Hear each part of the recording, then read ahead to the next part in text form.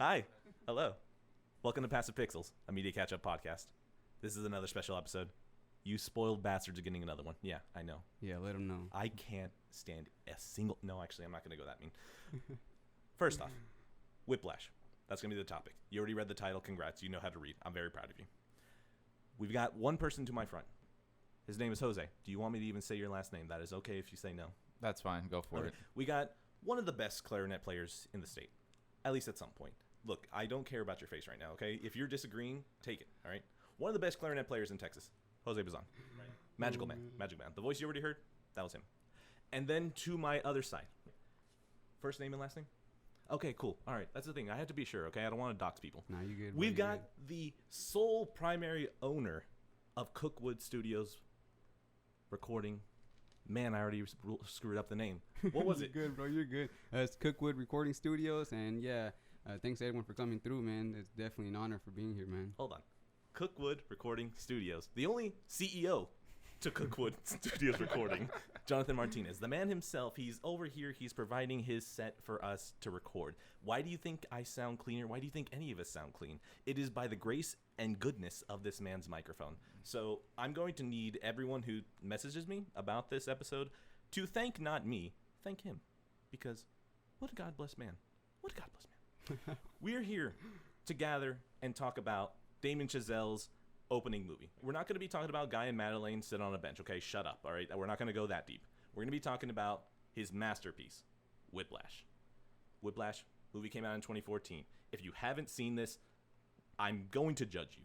If you ever message me and tell me what is Whiplash after this episode, I'm going to either direct you to this episode or I'm going to berate you. Now, let them know, bro. Absolutely. No prisoners, none. From the start. So, we're going to just start from the very beginning. We're going to start... Well, oh no, hold on. I realized I didn't even say spoiler warning. We're going to go full spoilers. If you haven't watched this and you're listening to this, something is wrong with you. If you haven't watched this and you're somewhat related to music, there's a special place for you. And it is not here. Hell. There you go. That's right. That's hell. Oh my God. Now, we're going to go ahead and just start from the very beginning because that's the easiest way to discuss this movie. Actually, no. Hard turn instead. We're just going to do general overview first. Jonathan, I'm going to aim it to you first. Yes. What is your experience with Whiplash? How did you first find out about this movie? What is your opinion of it initially? Has it grown? Has it lessened? What is your history with Whiplash? Man, so honestly, the first time when they told me about Whiplash, I guess was when I was in high school. I guess when we were all in high school, you know. For clarification, we all at this table graduated in 2013. Yeah, for sure. Yeah, we all did our part in jazz band. So they all, I think Mr. Sonia recommended us a movie and all that. So watching it, I was like, God damn, this was a great movie overall. I didn't really capture a full moment at that time, but bringing it now a few years later and all that, man, it's crazy. It just brings back so many memories from school and all that. It's all these exciting memories that was brought back. I was like, wow. And just makes you want to go back into the music and band. It's like, man, should I pick up the saxophone again? And I'm like, nah, bro, I'm too rusty for that. Overall, though, I really love the movie. Just the person who just created it, the writer, just wow. His view for everything was just wow. I'm speechless for it. It was a great movie, definitely. Jose, same question to you. Where do you feel like you first experienced Whiplash? Opinions on it initially, and how you feel about it now? Well, opinions first on Whiplash when I first saw it was awesome. It was just, I've seen a lot of movies and nothing hit close to the heart. And I saw Whiplash. Actually, I watched Whiplash before, I watched La La Land, something also directed by Damien. At first, I thought it was awesome. I didn't think too much about it. Then every couple of months I would rewatch it, out of boredness and also because of intrigue. And once I watched it more and more, it just grew into me. Like, especially last night when I rewatched it again, I was just like, dang, I should have practiced 1 extra hour than I usually do, right? Like, God damn it. I'm over here with, it's 10 p.m. and I have 2 Red Bulls done on my side. I'm like, I could give it another go, except I don't want to get the cops called on me because it's the middle of the night and all these I'm going to wake up these neighbors type thing. But you said it at the beginning. It's kind of like it's Chazelle's masterpiece, but I would call it 1A of his masterpiece and 1B. The other part of the 1B masterpiece would be La La Land. I feel like La La Land for me is I don't want to deviate too much from the topic, but we're it's deviating now. it's huge to me. It's his main masterpiece, but you can't put it above or below Whiplash. It goes hand in hand. Whiplash is 1A, then La La Land is 1B, and together you create one of the most two beautiful constructed pieces of art that no one else could make but him. Jonathan, I'm gonna take this man to task. Do you want to say anything before I go? Nah, you go ahead, bro. You gotta let him know too, bro. La La Land, I love it. Hold on. Clarification. I loved it. Every single time that I rewatch it, it progressively gets worse.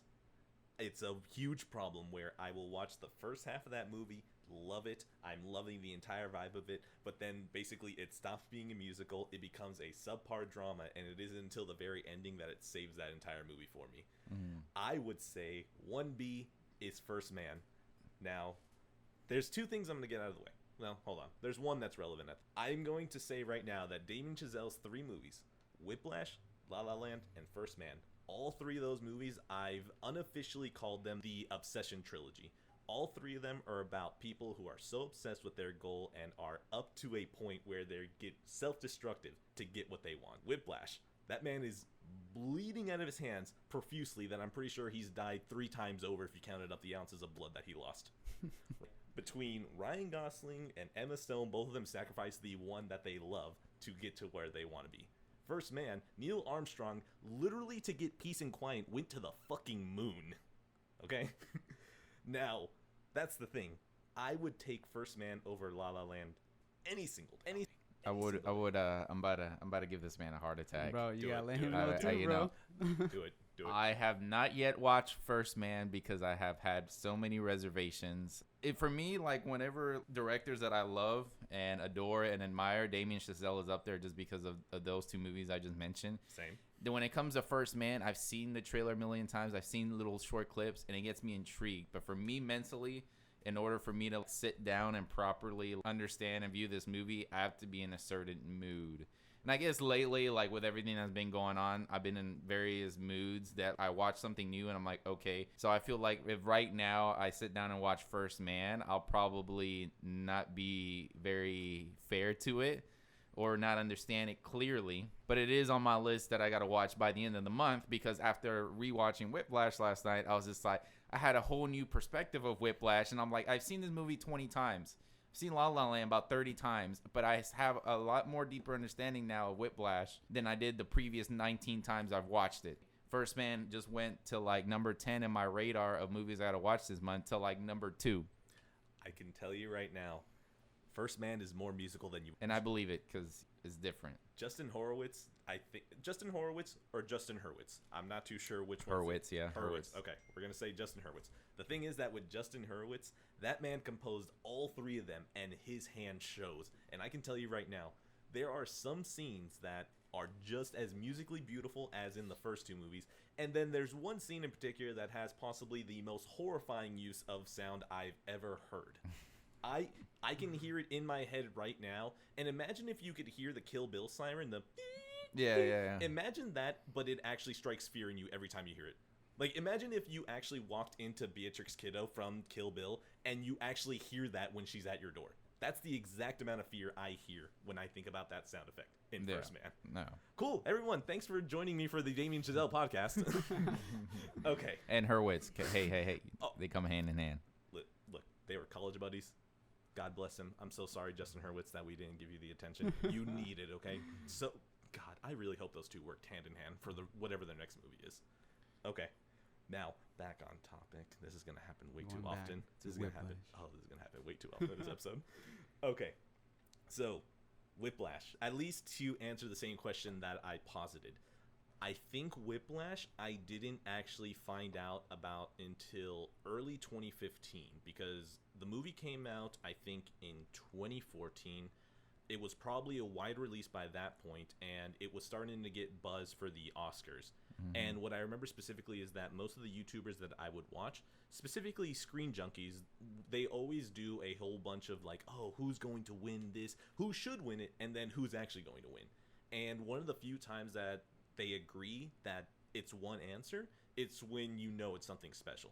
So they were like, oh, who should win for Best Supporting Actor? J.K. Simmons for Whiplash, obviously. And they're saying, who would actually win? J.K. Simmons. And just hearing that was enough for me to go, okay, the Oscars is absolutely schizophrenic. There are just some things that should have won that didn't, and there are things that shouldn't have ever even been acknowledged that win anyways. So to hear them go, what should win and what will actually win is the same answer, that put Whiplash on my radar. I remember watching it. I remember watching it in my brother's room that he left at that point. I watched it on just a 47-inch TV. The funny thing is that I actually rewatched it yesterday. I watched it with that, just a little 2.1 soundbar, and I remember by the time that final drum kick hits, I was ready to jump up and punch a wall and practice my saxophone for like at least an entire week straight. Yeah. Like just mainline cocaine if I need to keep playing that damn thing. Funny enough, just because I do want to mention it, Jose is also... I played saxophone from 5th grade until my senior year of high school, and Jose, in about, like a couple of years, was already a master at the saxophone. Yeah, like 6 months, actually, over the summer. I'm not gonna lie. I've actually been picking it up more and often now that it's in my house, because it used to be my brother's, so, yeah, I think I can school a lot of guys these days. I'm not gonna lie about that. I could still go to any high school probably in the city of Houston and probably school some all-staters too. Damn. State master. This podcast will go live. You gonna grab so many haters and everything, bro. Oh my god. Like, goddamn. I'll put my Instagram tag and Don't everything. hate That me, way though. y'all I can love put all the of hateful y'all. comments. Oh, don't worry. Between the two of you, you guys are both getting your tags at the end of the episode. Whatever we need to do. One thing. That's pretty much how it is. I already loved the movie previously. I finally got to watch it in 4K, Dolby Atmos, Dolby Vision, all of that. I want to say it was a couple of days ago. I can't remember specific times anymore. But I had bought a 77-inch OLED. I hadn't even watched anything on it for I think I have less than 80 hours on that TV, and I've had it for 2 months. So watching Whiplash on there was a religious experience. Hearing every single drum kick, feeling the absolute anxiety to the sound design of this movie is just so much that by the time that I finished the movie, all I remember doing is I remember messaging in this Discord that I'm in. I just messaged, Whiplash is getting a special episode. That's the thing. I've been going back and forth on what my favorite movie is. You know, does 1917 have a chance to dethrone it? But as soon as I finished Whiplash, I knew I'm a madman if I think 1917 is going to dethrone this one. Let's go into it, shall we? Let's go. The opening to Whiplash is exactly how it ends. And isn't that just a beautiful thing? Yeah. You just have the light drum taps. And then eventually it starts getting faster and faster and faster and faster until you hear the drum finally stop. And if I'm not mistaken, does the actual song at the very beginning, just the drum taps, does it also have the discordant music that the rest of the movie has? We could play. Hold on. I can hear it. No, I don't think it does. I think all it does is just move really fast. The opening to the movie just has this drum just building up and building up and building up, and it's just one of those beautiful things that you have the movie in the very first minute after the billions of people that tried to finance this movie with probably $10 that each one put in. Dude, it's hilarious. Whenever you watch this movie, it's so many production houses. I assume Damien Chazelle couldn't get money for this. Yeah, I did notice that, bro. I was like, damn. Well, funny thing that you point that out is over time I've done research about this movie and about a little bit about La La Land too. I know which fact you're going to get into for Whiplash. Damien Chazelle's main baby was La La Land. Mm-hmm. He was trying to get that project off the ground for years, literally since like the minute he started writing it or like had it all on paper. Couldn't get a budget for it, obviously. Couldn't get no one to be like, okay, sure, we're going to take a chance on this. I think he was like really young, 26, 27-year-old guy, because he was still in his late 20s when Whiplash came out. Fuck are we doing, man? Exactly, right? So he actually made Whiplash out of frustration because he couldn't get anything off the ground for La La Land. This was originally a short feature, 20, 30-ish minute movie, and then once he kind of thought about it and sat about it and saw the nitty gritty, he was just like, wait, this could be an actual movie. And so he started messing with it and actually wrote a script and was like, okay, let me do this. And let's see if, that could help me jumpstart my real project. That's the fact I was thinking of. The second part of that, I didn't know that it was born out of his frustration. The fact that I was thinking of was that he actually made the short film Whiplash because he wanted to try and get a proof of concept out to get money. Mm-hmm. So even when Whiplash just the script itself wouldn't get him funding, he created the short film, so then that would actually be like, oh, okay, I get what you're going for, and then that's what they funded.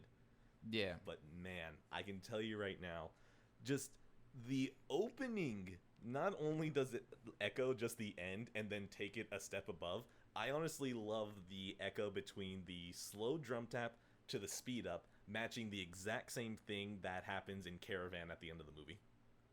And not only that, you get to see Neiman, how he grew from drumming in the very opening scene to the end, where you finally have Fletcher just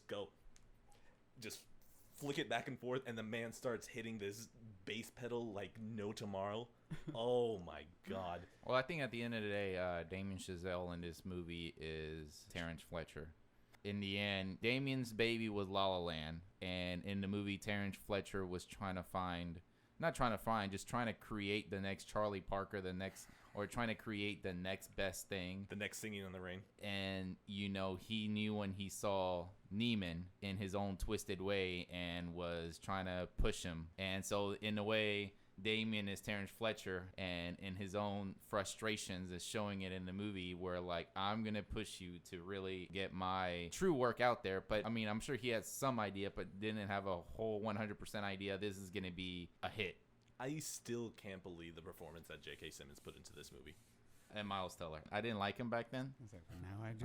And right now he's still okay. I still don't think I like him. I mean, he's okay. I mean, doesn't make great stuff, but it's not on him. Whatever. Everyone needs a paycheck. I'm not going to blame him for starring in Fantastic. Oh, I was thinking about Divergent, but yeah, Fantastic. Yeah. The man doesn't make good choices, but hey, pay your bills, man. I'm not going to stop you. We have to agree, though, even though Miles Teller is good in this movie, J.K. kind of steals it, doesn't he? Yeah, overall, he does steal the show. I think he steals the show, and it's weird when you see him in this movie because you're like, dang, this guy is like just went all in. But if you think about this timeline, and I don't want to deviate too much far, I'm like, dude, you don't see that many conductors again, because J.K. in that movie looks fucking ripped. Like, this guy is like jacked. And then I looked at the timeline. Well, that's in the same timeline he was also gearing up to play Commissioner Gordon for Justice League in 2016. Oh my! Because in that same timeline, Ben Affleck made Gone Girl, and he was jacked in that movie. And they were saying, well, he was also preparing for BVS. So obviously, Whiplash had a very short 2 to 3 month stint of filming. Dude, so it said 19 days. It said 19 days, and not only that, the other fact that I saw was that J.K. Simmons also beat out Ethan Hawke, and Ethan Hawke in that year at the Oscars starred in Boyhood, a movie that he had been doing for 12 years. That has to sting, right? That you've been doing a movie for 12 years, a dude comes in 19 days and steals your award? Yeah. I really am so tempted to jump to the ending, but I feel like, much like this movie, we need to save the best for last. Oh, yeah. Sure. And that ending, but no. Would y'all say band directors would watch this movie and use this, in any way? I am glad to say that this movie came out in 2014 and not in this cancel culture of 2021. Because 10-15 minutes into the movie, once, Neiman is in studio band and it's a shot, he's feeling all hot shot-ish, and he's just like, all right, my tempo, and I won't get too much far into the 10-15 minute, but like, I'm just saying, there are a lot of things that he regularly says faggot, like, pretty often. He says faggot like at least like 20 times in a movie. Calls somebody a limp dick motherfucker. Actually, my best line from him is when I think, and it's kind of been a dream of mine in the way, if I were to ever like that old, be like, all right, listen up, cocksuckers. And he says that, and before I always wanted to say that to my band one day, but obviously, I can't, that can never happen. Hold on. I wrote so many quotes just because no matter what Fletcher said. Damn, you did write a lot, dude. Oh, I wrote a lot of notes, all right? That's the thing. So, The Leftovers. The Leftovers is a phenomenal TV show. There's a main actress that she's in the first episode, but like after the first season, she becomes integral to the show. And because I didn't take notes, I realized we got halfway through the show and I didn't even mention that character. And I realized, okay, I should probably take notes next time. And going off of that, man, Fletcher has some choice quotes. I can't believe the amount of gold that this man says. I mean, over here, we've got, I'm not losing a competition of you because your mind is on a fucking Happy Meal. I've been carrying your fat ass for way too long. I didn't know they let retards into Schaefer. I swear to fucking God I will stop being polite. Get the fuck out of my sight before I demolish you. I can still fucking see you, Mini-Me. This man has some of the greatest quotes in this entire movie, and you are not wrong that if this movie came out, there'd be articles right now. Well, you know, Fletcher's a little problematic, you know? He's over here slapping his students. You shouldn't be touching your students. Like, oh, especially when, like, 1, 2, 3, slap, 1, 2, 3, slap, like, you know. Were like, you rushing or were you dragging? Oh, my God. Oh, now, here's the thing. I'm pretty sure there's a secret community group of music majors out there who would probably see this movie that came out now and be like, oh, my God, that is very disgusting. Now, I will say this. Yeah, probably teacher students. Look, let's just be clear, though. I don't think a teacher should be slapping students. No, of course not. It's just, you know, in an alternate reality, adult to adult, he was 19 years old in the movie, quote unquote, you know. Dude, we're still not adults here. We're all under the age of 30. I don't think we're all adults yet. I'm barely about to buy my first car. Hey, at least your first car, bro. I know. A car's a car. No, a car's a car. Congrats on that. Dude, Yeah. bill's a bill, okay? A bill will usually make you an adult because then you'll start realizing, man, I didn't have to worry about this shit before. Yeah. Mm-hmm. But man, Fletcher, man with choice words. Not only just those quotes, but this entire opening is such a good tone setter for who he is. Yeah, definitely. Not only does this man walk into the room and every single thing he says. First off, I think he opens up with some clunky exposition, but you know what? Fine. Damien Chazelle, it was your first script. We don't really count Guy and Madeleine on a bench, all right? We're not going to talk about that. However, the very fact that this man just goes in, exposition, and then he's like, but why did you stop playing?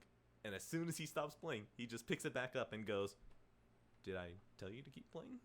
The way that this man can undercut you with every single word, double time swing, and then starts leaving in the middle of it. Not only that, this man power moves. Have you ever had that where you were hanging out with someone, you had such a mic drop line, and then you walk away and you realize you have to come back for some stupid reason?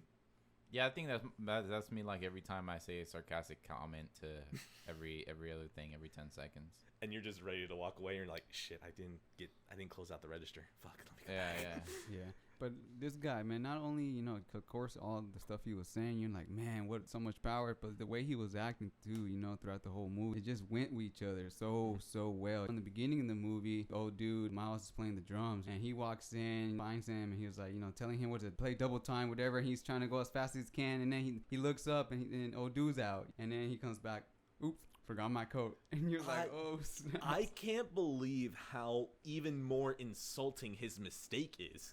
That's impressive. Can you imagine a mic drop like that and then you come back and you're even more insulting? Mm-hmm. Like, I came back. No, not for you. I came back because I left my jacket. Coat, yeah. My jacket is literally more important than your entire life goal to impress me. Miles knew like he was the main dog. Even in practice here, you know, the way Fletcher just acts, and during practice here, you know, when we play it, they're playing, and during the practice, he's just listening. He's at the door just listening to them, you know. One of my favorite things about this entire movie is just how everything that Fletcher does is all to just make him a god. Mm-hmm. Nothing he does is ever a mistake. You see, he's right there listening. He's just at the shadow listening to the Nassau band. Nassau band. There's something about the fact that this man is the phantom. He is the phantom of Schaefer Conservatory. The fact that this man can just pop in and out and pick and choose as he wishes. Yeah. This man comes in. He looks at the other composer. He's like, hey, do you mind? And he just looks at the music. Takes about 30 seconds. And his only response is, yeah, cute. Yeah. And not only that, so I did have one thing that I do want to mention when it comes to Fletcher and looking at all these people. Do you think that Fletcher holds it against these kids? like afterwards, like this was their one shot to impress him, and then after this, he's just never gonna consider them again. Even at the end of the movie, after he gets fired, from the school, I think he's at the like a bar or something where he's playing jazz and all that. He gets back with the old dude, and they're talking. He's like, I always wanted that one musician. So I do believe what you said was, it is right. He looks back at it, and when he looks back at it and look at the student, he's like, oh, this student ain't shit. There's no time for me to, it's not time for me to spend wasting my time on this. Jose, what do you think? I think it's a fair thing what he does, and you kind of see it a little bit throughout the movie, and kind of in the middle of the movie, like where they have the whole family scene and stuff like that. Kind of hurts a little personally because we've all been there in some sort of circumstance, but hearing this, when Fletcher just comes in and just gives them one shot at the end of the day, and they kind of mentioned it in the movie, it's like it's a cutthroat business. All the arts are it's just like you either have it or you don't. They're not gonna really pat you on the back and be like, okay, we'll wait for you, fine, I'll give you what is today, Monday, fine, I'll give you till Friday, you play it right, you let in. No, he walks in. In the next 5 minutes, he kind of goes through everyone down the line, and probably like one person out of the whole band actually sounds really decent, and that's it. And not only that, the two people that he sounds decent, he doesn't even really comment about. I think it was one tenor and one alto sax. He just hears them and just moves on. One of my favorite things is another line that goes on where he gets to the top chair. He's like, okay, let's see if you're just top chair because you're pretty. She messes up the note. It's because you're pretty. My God, not only that, even going down the trombone line and just tearing them apart, each one. Oh yeah. That's one of my favorite scenes because this was the top band, Yeah. the studio band, and Fletcher's like, someone's out of tune. That's one of my favorite scenes. He goes through every single one, making them play, and then he kicks out the wrong student. No, that's the thing. He didn't kick out the wrong student. He kicked out the worst student. Oh, the worst student, but the person that was playing out of tune still was in there, and he was like, you were out of tune, right? And I was like, oh my God, that's so crazy. Oh my God. It's honestly embarrassing whenever I hear all that because I see them how they tune and I'm over here thinking, man, I would still need a metronome. I would still need a tuner. I can't do this by ear. Just because we've been giving all this love to J.K. Simmons, as he absolutely deserves, right? Mm-hmm. But there's one thing that I do want to focus on Neiman, this entire opening to this movie, when it focuses on him, it's just all about making you realize that drumming is all he has. He goes... Wait, the movie theater scene hasn't happened yet. But basically, you see... wait, no, hold on. Let me check my notes. Yeah, no, the theater scene is literally after... It's before the current scene, and then it's after the opening. Yeah. So you have basically the setting scene between Neiman and his dad. And basically, you see Neiman butt heads with his dad. His dad is kind of someone who has become complacent. He just realized this is life. This is what we have. And Neiman, you can still see that he has that fire in them. One of the things that always clicks with me in that scene is that the dad gets bumped of no fault of his own, and he's the one who apologizes, and you get Neiman kind of looking at him like he's judging his dad. This movie is J.K. Simmons gets a lot of praise for it, and as far as for the character, but at the end of the day, his character is kind of what he describes in a movie quote. He was just, I'm a conductor, but then again, I'm not a conductor. Any fool can any keep fool time. can keep time and wave his arms up there, which is true. Anybody who is relatively accustomed to music can go up there and conduct. It's not hard. I mean, the hard part that, is you can kind of hear like, oh, okay. I mean, I guess the clarinets need to be a little louder. Hey, trumpets, back off. I mean, Fletcher is doing something different. Yeah, at the end of the day, what's the hard part is to coach someone, to really push them to their limits, other than, what else are you there for? People have this ideology about music when they're in band and stuff like that. Beyond high school, it's like, oh, I'm just here because this is what I've been doing. Where at the end of the day, it's like, if you're comfortable with that, then you're not really cut up for anything, because you really have to have a drive to be like, okay, so what's next? What's more? And so that's Neiman in this movie. He's just... At the beginning of the movie scene, when he's sitting at the movies, he's kind of like, well, what else? What do you want me to do? You want to be an accountant? You want me to be a doctor? You want, later on in his family, when they're all talented and they all play sports, or they're all like, have this huge degrees. It's like, you want me to do that? You know what? Let's break order. Let's go to that scene, because my God, that scene fits in perfectly.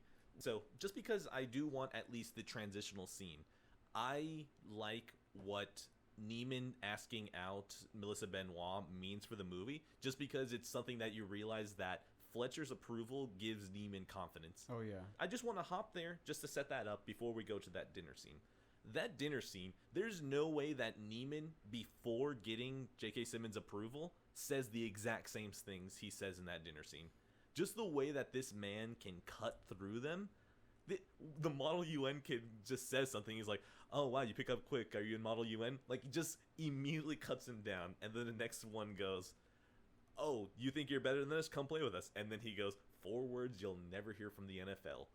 Those are absolutely lines that you can hear were on J.K. Simmons' page. And then Neiman went, yeah, I'll take some of that too.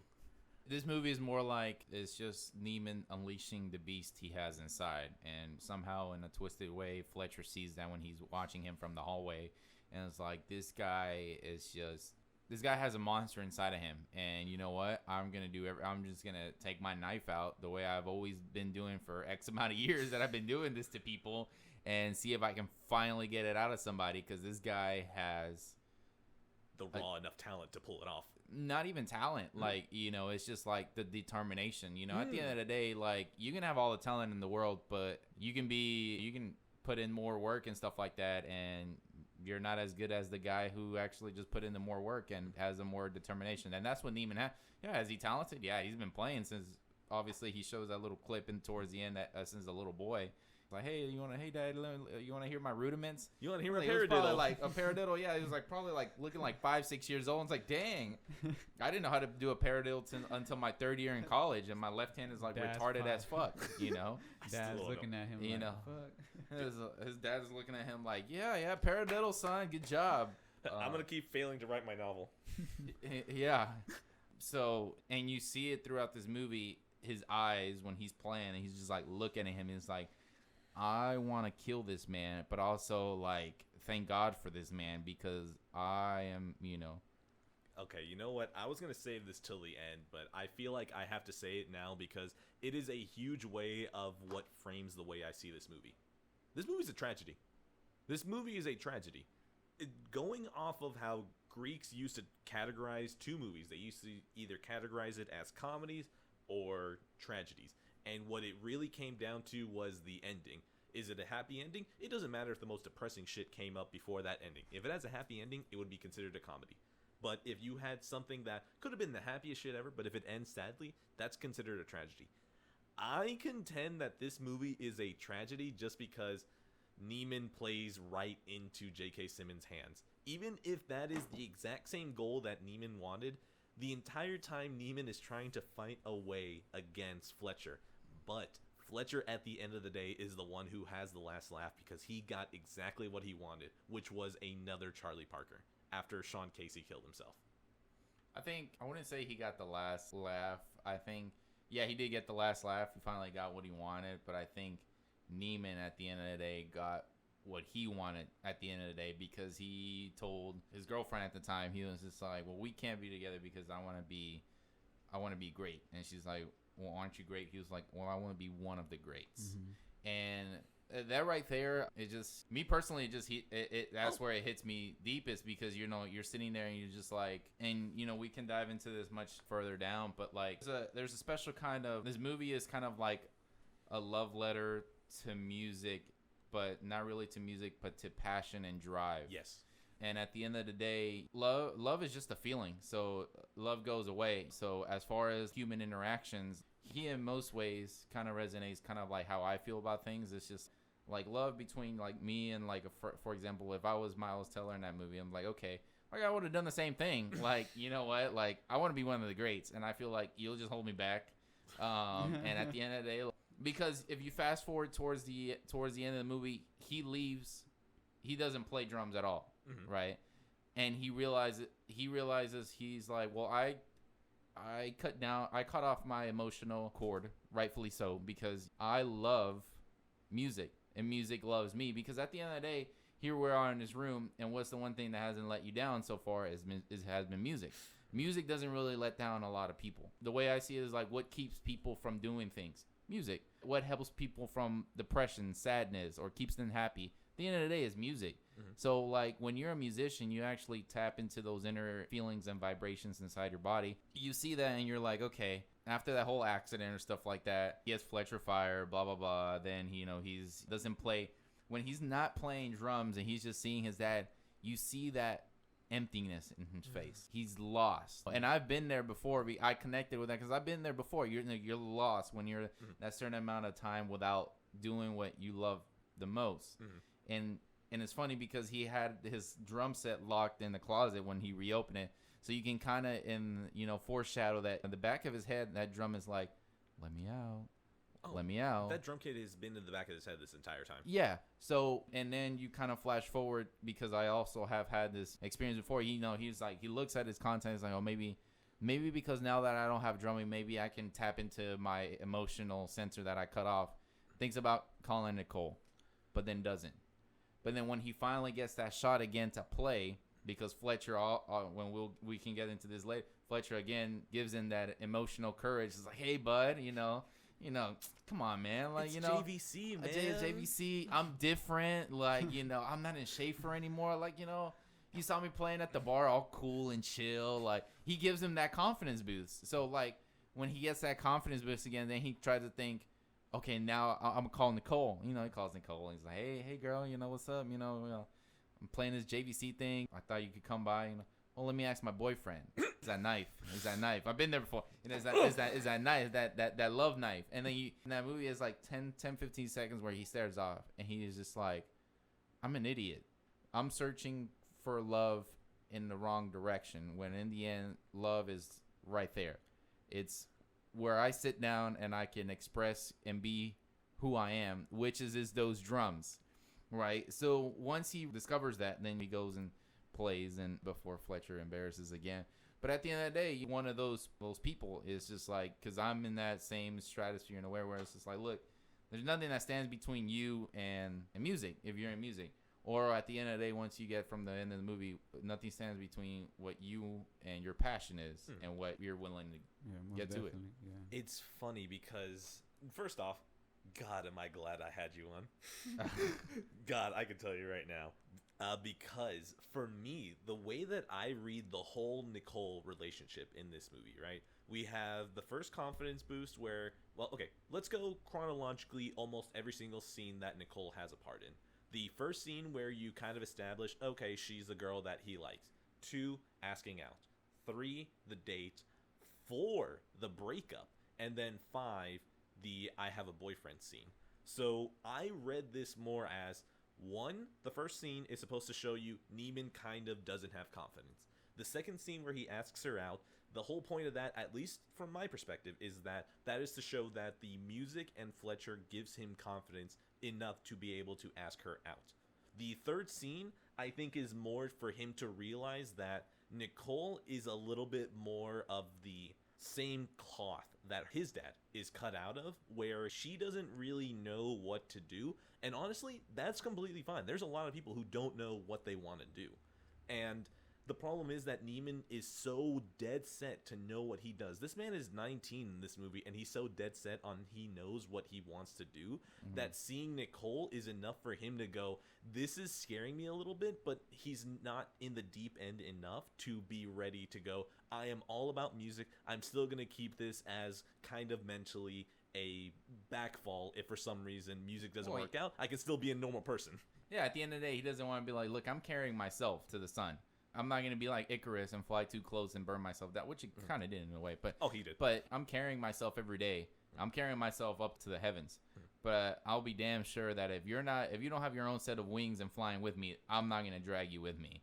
And that's the kind of way, it kind of sucks to say. I see things now we're grown, so it's just like me, especially, if I go into a relationship now or even like look around, it's like, look, I know what I want. I know what I'm striving to be. And like, you either have your own set of goals where you want to be great, or if you're comfortable, like I'm like, you got to match my drive, energy, my drive, my energy. What's my answer is always more. What's next? Let's go. So from there, then the last scene with the breakup scene, just because this is something that I hadn't thought of, I showed my best friend this movie a while back, right? He has known about this movie.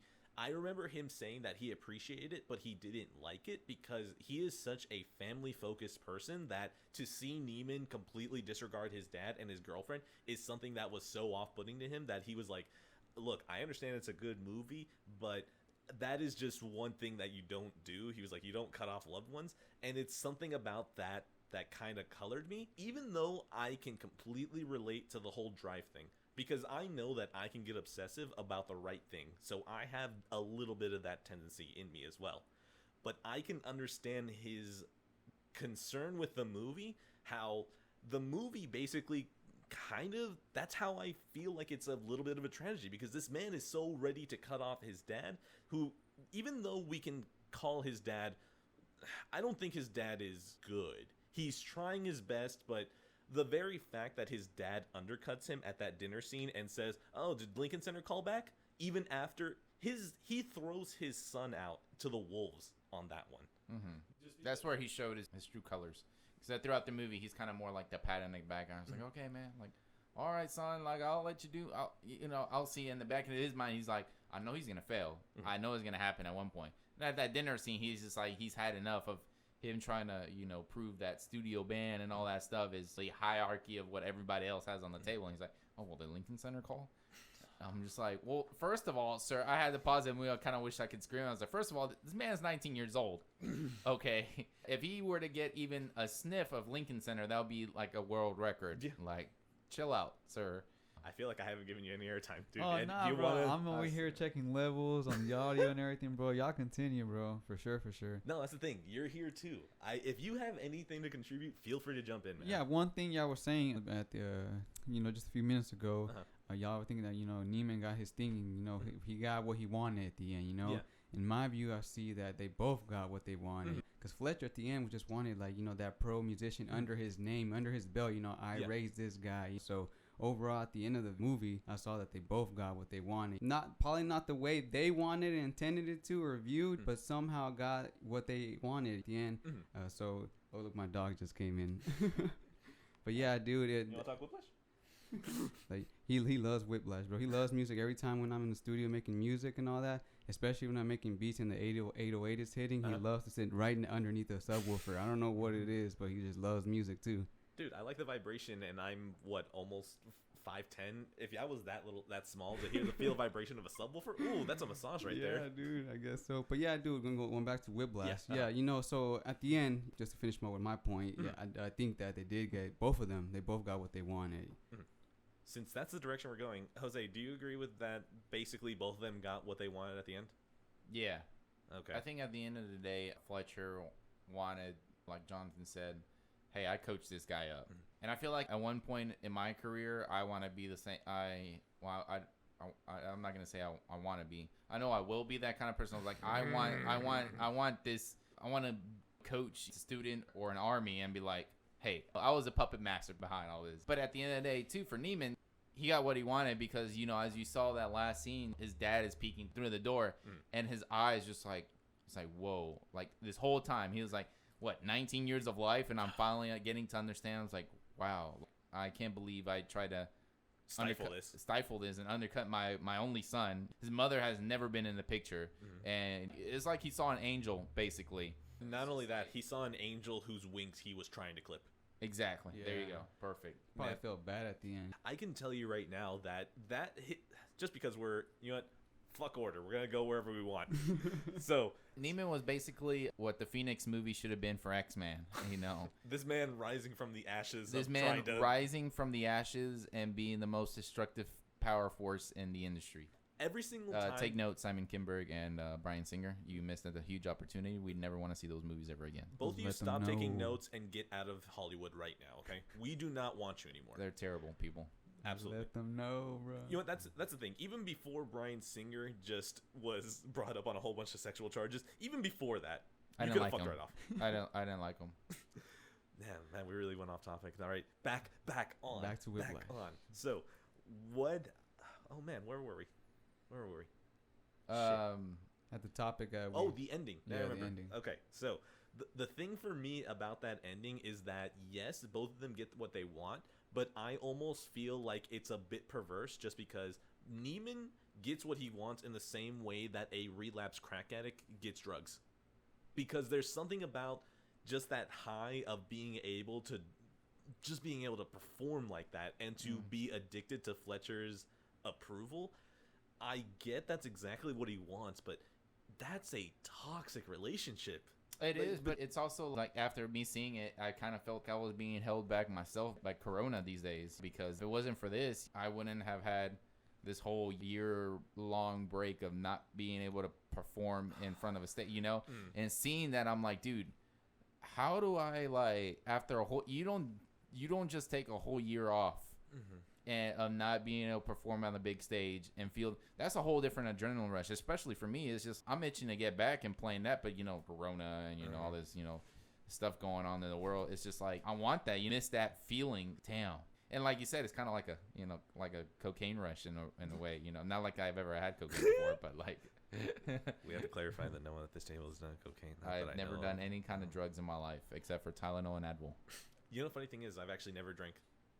I've had maybe like literally a glass or two of alcohol in my entire life. Yeah, that's also no drugs. I mean, I don't say no to beer at any point in time of the day. 9 a.m. Hey Jose. Okay, cool. I'll take one.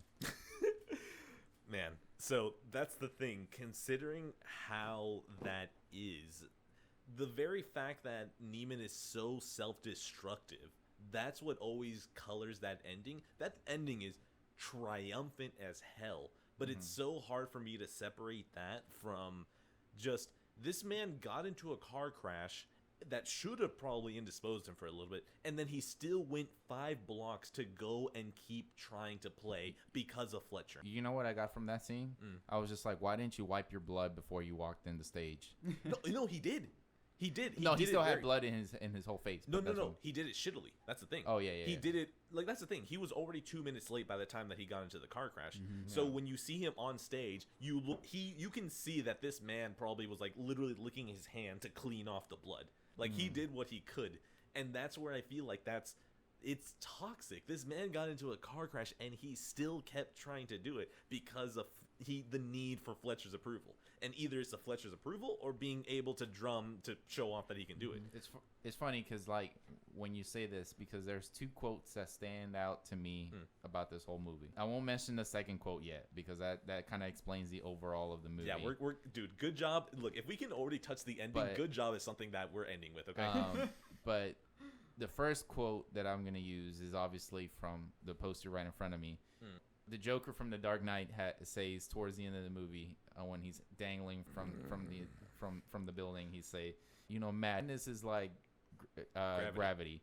All it takes is a little push, and that's literally that scene, and that is literally one of the first thing. I don't know why. Obviously, maybe because like lately, thanks to HBO Max again, we are not sponsored by them, but they have unloaded all Batman content on that thing. Not that I don't have it in my own collection. It's just like HBO sponsor me. HBO will do whatever you need to do. Yeah, sponsor me too, man. HBO, I bought Game of Thrones in 4K. Okay, I love it. I'll say whatever you need me to do. I'll even praise season 8. It's fine. Really, you love it. HBO, please. Anyway, yeah. So like that's one of the quotes that popped out of me because this man got T-bone and like walked out. He's like, "Where's my sticks?" Oh my! And then it's just like, "Dude, are you okay?" He's like, "Where's my sticks?" He's like, grabs and like runs. This man has had 5 concussions in that car crash alone. Oh my God! Just can you imagine the amount of adrenaline that you must be running off of at that point? He shouldn't be wondering where my sticks are. She should be wondering if I still have all my limbs after that. Like I can't believe that. That is my biggest point as to why I feel like, even though, yes, I can tell you right now that well, hold on, just because I do have a different thought, I'm calling my shot now. Dark Knight Trilogy gets a special episode 2 whenever I watch it again. So, from that scene, that is my peak moment of just pointing out why I feel like, even though Neiman gets what he wants, I would not be shocked if he ends up Charlie Parkered. Like, if you fast forward this movie a couple of years, I would not be shocked if he ends up like Sean Casey too. That's the thing, because that Sean Casey story, I feel like has to be related to how you read this movie. Yes, Fletcher is absolutely a madman, and he gets results, but to what cost? Also, don't want to divert, but now that you're there, you could say the alternate reality of Sean Casey is La La Land. It's I the love one. how Jose keeps going back to La La hold Land. Let's go. Look. I'm so ready. What Where is we turning? what is the one Say, thing oh, that snap. Whiplash is missing? Is missing. Ryan Gosling. Okay, other than Ryan Gosling Emma and Stone. Emma Stone, two beautifully Right. beautifully shaped people. More gorgeous people. More gorgeous people. What Whiplash is missing is missing love. Is missing like the aspect of like I found love. Neiman at the end of the movie has everything he's ever wanted. Now you flash and I don't want to divert too much, but flash forward to La La Land. What does Ryan Gosling has? All right. Now let's say Neiman was 19. Let's say, in La La Land, Ryan Gosling is like 30 something, Yeah. Let's say he's had his moments here and there, but now he's subjected to playing in a restaurant and stuff like that. But what does he have already? He's already has had some sort of all right career, but he's good at what he is until he finally gets his big break. But what does he finally get in the movie that he didn't have probably in his earlier years or probably ever? And it's like having that human connection with somebody, that feeling of love. But obviously towards spoiler warning, towards the end of the movie, at the end, what's the one thing that didn't fail you is your dreams, your passion, and what was always there on your side, which was freaking music and that damn piano. Oh man, I'm sorry. I love the implication that you turned around the message of La La Land to be fuck bitches, follow dreams. Yes, fuck bitches, get money. It's like, and follow your dreams. That's too funny. Okay, you know what? I'm rewatching La La Land with that. We are crushing a lot of hearts tonight, okay? Caller number one. Except for Edwin's wife, except for her. But other than that, we're breaking all women's hearts tonight. I'm sorry. Caller number one. Just give up on her and kill yourself. Follow your dreams. Until your dreams are dead, then hey, go ahead and settle down. Go get that minivan. 3 kids. If she's your dream, choose a better one. Okay, Oh my better God. said. Okay, that went really dark really quickly. Okay, where the hell were we? Okay, okay. So the toxicity. So that's the thing. I'm going off of like the text of the movie. I feel like Sean Casey is that silver bullet. What else is the point of Sean Casey of this movie? For me, the whole point of Sean Casey is two things. One, it's the first moment that you get to see that Fletcher is a human being. Because if you have the one scene where he's talking to what is probably a former student and his daughter, and he tells the daughter, "Oh, will you come play for my studio band at some point?" The thing is that this is still early on enough in the movie that whenever Fletcher mentions this, you almost feel like it's insidious, like this man is trying to recruit children to eventually want to get to him. Not even that. I think you can reverse it back a little bit. He hypes up Neiman. It's like, oh, we got a squeaker. Yeah, All right, then we're going to do a little bit slow. Hold on. If we're going to go there, fuck it. Let's go there. That scene is just so insidious because this man is pulling all this information to then use as ammo against him. We'll see that. There you go. Yeah, he's getting to know him. In that 2-second clip that he's talking to him in the hallway before he gets his chance to play Whiplash at a freaking halftime tempo so he can catch up. He's like, "Hey, what does your father do? How about your mother? Oh, she's gone. Okay. How old are? What year? Pretty much everything. All you need to know." And he lays it out there, right? You also got to realize that why did he also bring redhead guy in? Why? Because after he hyped Neiman up, he got a shot. All right. He kind of felt like, oh, he thinks he's in studio band now for sure. So he brings his old buddy from the Nasser group. Yeah. Who's terrible, and then rotates him back to the original studio band guy, who is upset that his spot got taken away quickly. But when you realize that he's trying to really tap into that fire of him, he's already tried every external puzzle he can, which is using the resources around him. So what does Fletcher do? He turns a very personal situation into a very twisted situation where, yes, Sean Casey died. But as you learn at the end of the movie, not by the car accident that he explained to his whole studio class to get Neiman's attention, obviously. I don't think that's the thing. If we didn't have the entire thing where Neiman pulled out Fletcher from school, like if we didn't have that entire scene that confirms that Sean Casey was a real person, I straight up believe that Fletcher would be the type of person that would emotionally manipulate everyone with a fake student that died to then build them up just so he can cut them down even well, he harder. technically did by altering the story. But yeah, I do believe that even if he didn't die or he wasn't a real person, he would have done the same thing. Yeah. God, just because I wanted to look it up, just because everything that this man pulls from information, he pulls that his dad is a high school teacher, that he's been trying to write a book unsuccessfully, that his mom has left him, and all of these things. I pulled up the quote. You are a worthless, friendless, faggot-lipped little piece of shit whose mommy left daddy when she figured out he wasn't Eugene O'Neill and who is now weeping and slobbering all over my drum set like a fucking 9-year-old girl. God damn. Jesus. By the way, just because it's a small fun fact, J.K. Simmons didn't say anything that wasn't in the script. Like, there was only one improvised line. I can't believe how insane this script is that every little thing that Fletcher says is gold and all of that was written down. Like I said at the beginning, Damien Chazelle wrote this out of frustration because La La Land wouldn't be picked up. And you can see it. I can imagine what words he was trying to call the studios. You know, faggot lip, limp dick, cocksuckers, mini-me's. Jesus Christ. But man, okay. So that one scene. Well, wait, no. How did we lead in here? There was a reason why we had mentioned that scene, but it was off of an argument. Shit. Jonathan, any chance you remember? Hell nah. Okay. Is that we branch off so much? I can jumpstart it a little bit. You want? Yeah. Drive. Is that we branch off so much that I forget where we at, you know? I mean, this movie doesn't really have much of a direction where you can be like, all right, let's start from beginning to end. It's just like, oh, dude, we already jumped so much. Yeah. I thought I was going to try and go through chronologically. Nope. Okay, here comes the second quote also. That kind of describes the whole movie in a way. Fuck it, we're going. You know what? We're not ending with good job. We're going to do it right now. Do it live. We're going to do live. This also comes from the same trilogy, from The Dark Knight.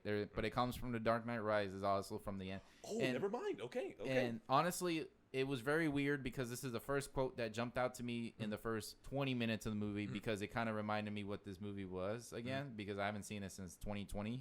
So in exactly a year from now, I'll come like, okay.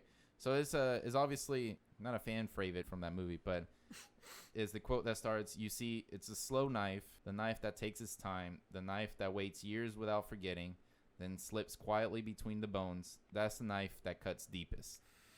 And that's what this is. You notice that once Neiman is reopening his computer and he's seeing his old videos, and you see that since that start till now, whether if it's his dad, his mom leaving, his dad being a deadbeat writer, Fletcher being an asshole or a psychotic, whatever you want to call him that he is, it's all been a knife just going straight inside his body and slowly twisting into his bones and until the end of the movie once it's pulled out where he just finally like gets his fuck everybody, fuck off, this is I am me, you know, this is it. Everything you said about the knife and how you tied it into this movie, this is gonna be a complete tangent.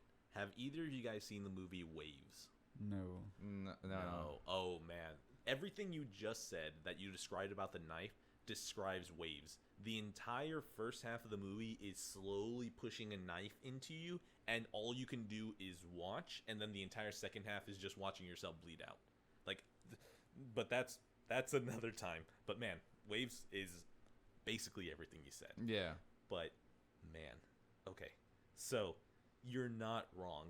This entire movie is just Neiman slowly self-destructing himself until he can finally become the person that he wants to be. And God, and Fletcher is the gasoline to that fire. And it's an uncontrolled fire, and that's the reason why I almost feel like just framing it as a tragedy is how. You make me want to watch it again now because now that I'm pulling out these quotes and you're going your thing and John is inputting, I'm like, wait, this is a tragedy. Oh, that's the thing. Because then earlier a few minutes ago, you pull up how you showed your best friend who's a family man. And obviously this movie has two different views. You can have my view, which I'm like, I totally 100% agree with this. I love this. And then you have the other side where like, you know, like your best friend said, Like, no, like, yeah, it's a good movie, but like, no, I don't agree, like, against all those morals and all that stuff, which obviously, hey, 100% understandable. And then there's someone like, let's say, like you, who's probably split in the middle, where you're like, you know, I still fucking love this movie. and you still fucking love the movie. But I have my cousins watching this, and they were saying they'll never ever send their kids into band, you know, just because because the way they were treating their band students and all that, you know. I was like, damn, you know. But it brings up, like Jose was saying in the beginning, a lot of these kids are getting softer and softer, you know. What I mean? Just Oh God, we're about to start sounding real boomer right now. These kids these days, they have it too easy. My teacher used to beat the shit out of me before I knew how to learn fractions. you know, it's tying to personal things. Whenever I finished my first 2 years in Blinn, and I was going around doing auditions for different schools to transfer to, ultimately picking U of H.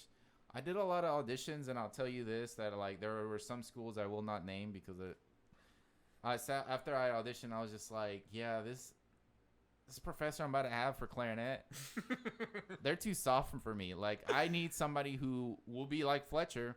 Ultimately, I narrowed it down to 2 people I really wanted to work with. Obviously, I'm not going to mention their names, but everyone else was just, no, they're too soft for me. I'm like, at the end of the day, like, I don't want a pat in the back. That's not me.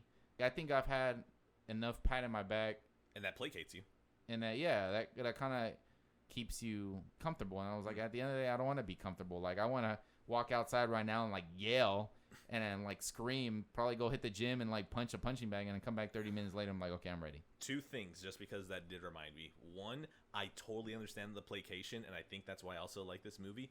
A whole bunch of it comes down to me remembering around 1st grade all the way to like 9th grade not having to do a single thing when it comes to studying or anything, just because like I saw the grades. I had every teacher like, oh, you're the smartest, blah blah blah blah blah. I didn't have a work ethic until 10th grade actually required me to do some learning, and that fucked me up, which is why I too agree with the good job method of this movie. I'm right there with you. Then the other thing as well is that I have already forgotten what I was going to say. You see how confident I landed that? Nice. I did tell you over text that this was going to be very controversial-ish takes. Oh, ooh, is this the time for the hot take? No, not yet. Not yet. Okay, we're gonna put that bomb away. Okay, so I probably won't even tell it today. It's just going to be that underlying mystery. If you're going to have me again for next couple of podcasts. No, I don't like that. I don't like the tease. Oh my God, seriously, how the hell is that I did this better remotely than I did in person? Okay, you know what? I'm going to refer back to the notes because I need to get back on track somewhere. One thing, in Nassau Band, was Ryan better at drumming than Neiman was? You can go first, well, actually. There was at times, bro, where there's some drummer sounding better than the other, you know, and that I think that's why Fletcher kept bringing him in. One, you know, he was trying to flame up the that competition. Oh yeah. And I thought that was great too. But there were some drummers that were better than the other, you know. And it just depends, you know. It's just like in real life, some people are just gonna one up you on anything, you know. They're gonna be better on you and playing this, but that doesn't mean that you're not good or not. So I think Neiman, that's one thing he put in his head, you know, when he lost the part. He was like, what are you saying? Are you saying that I'm not good anymore, or what? This is my part, you know. You took it away from me, you know. Hold on, just because of the quote for that, he's like, your fucking part, what's it called? It's my part, and I choose who to lend it to. Yeah. Oh my God.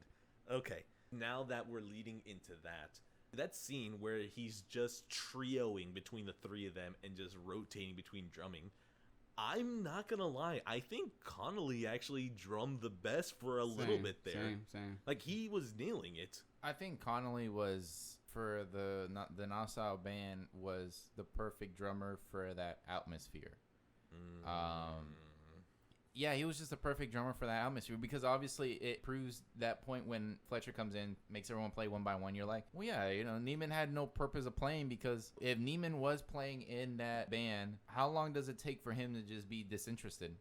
Neiman is the smartest kid in the dumb class, and he works better as the dumbest kid in the smart class. Exactly. There you go. So, like, how long would it take for him, if he was actually the core player in that band, for him to be like, yeah, like, this is, like, I'm bored. Is this what music is about, or is this what I'm going to be doing here as a first year? No, just because I'm a first year doesn't mean I have to be here in this atmosphere, you know? And I like the stereotypes Chazelle throws at the beginning, you know, before before Conley steps in, he has that hot girl and he's kissing her, and Neiman's just like looking at him like, damn, I wish that was me. And then because obviously you see the stature of Neiman, it's like what everyone wants at one point to be.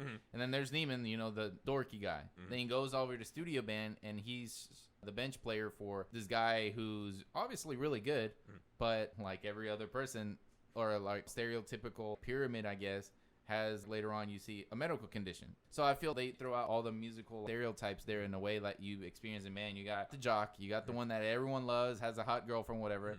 Then you got the nerdy one. Then you got the middle of the pack. Then you got the ones that are really good but has some kind of different factor. Either they're weird or they have a medical condition where, like he said, that he can't memorize. Which, okay, I want to...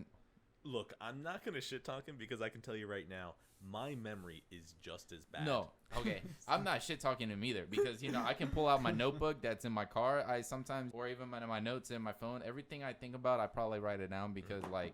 Memory's gone. In 20 minutes, you ask me, hey, so what were you going to do earlier? I'm like, I don't know, man. Like, goddamn.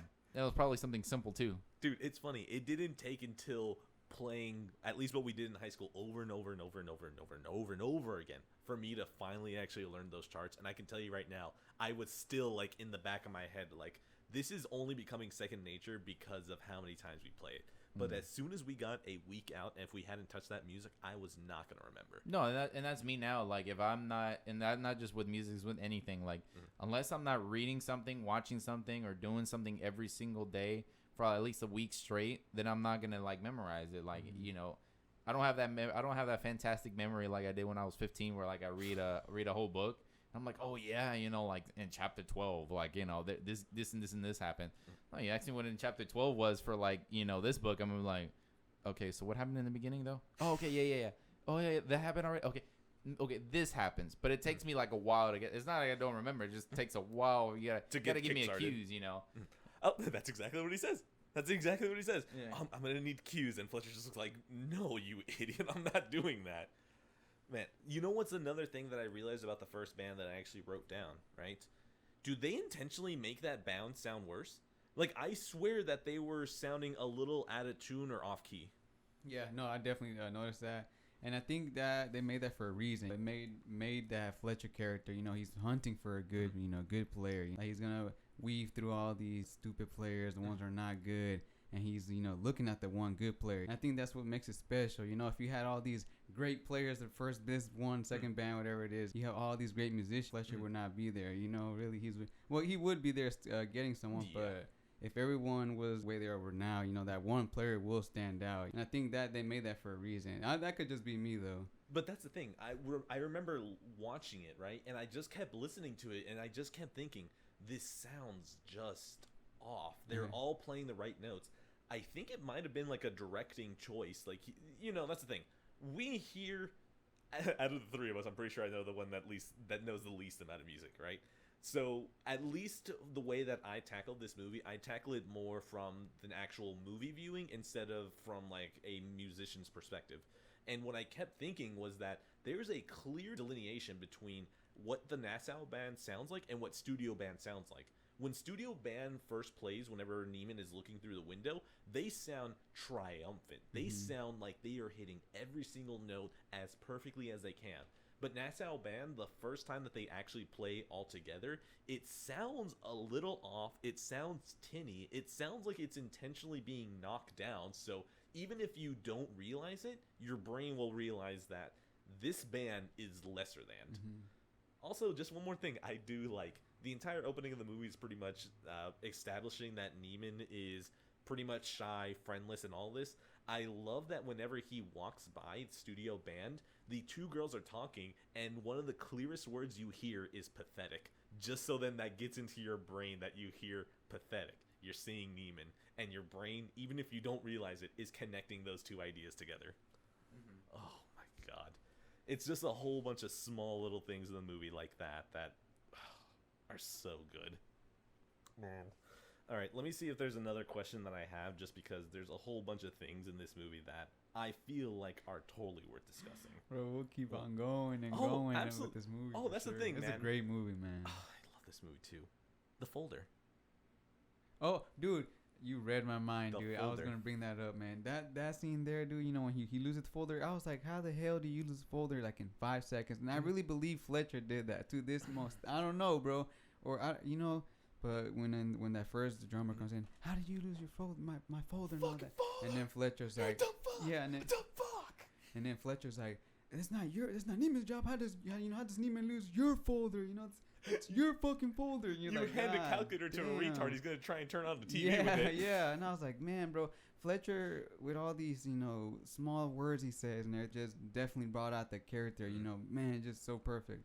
Okay, Jose, where do you land on the folder? Was there anything behind it, or I think I link with Jonathan on this. I think Fletcher somehow just like Yeah. knew.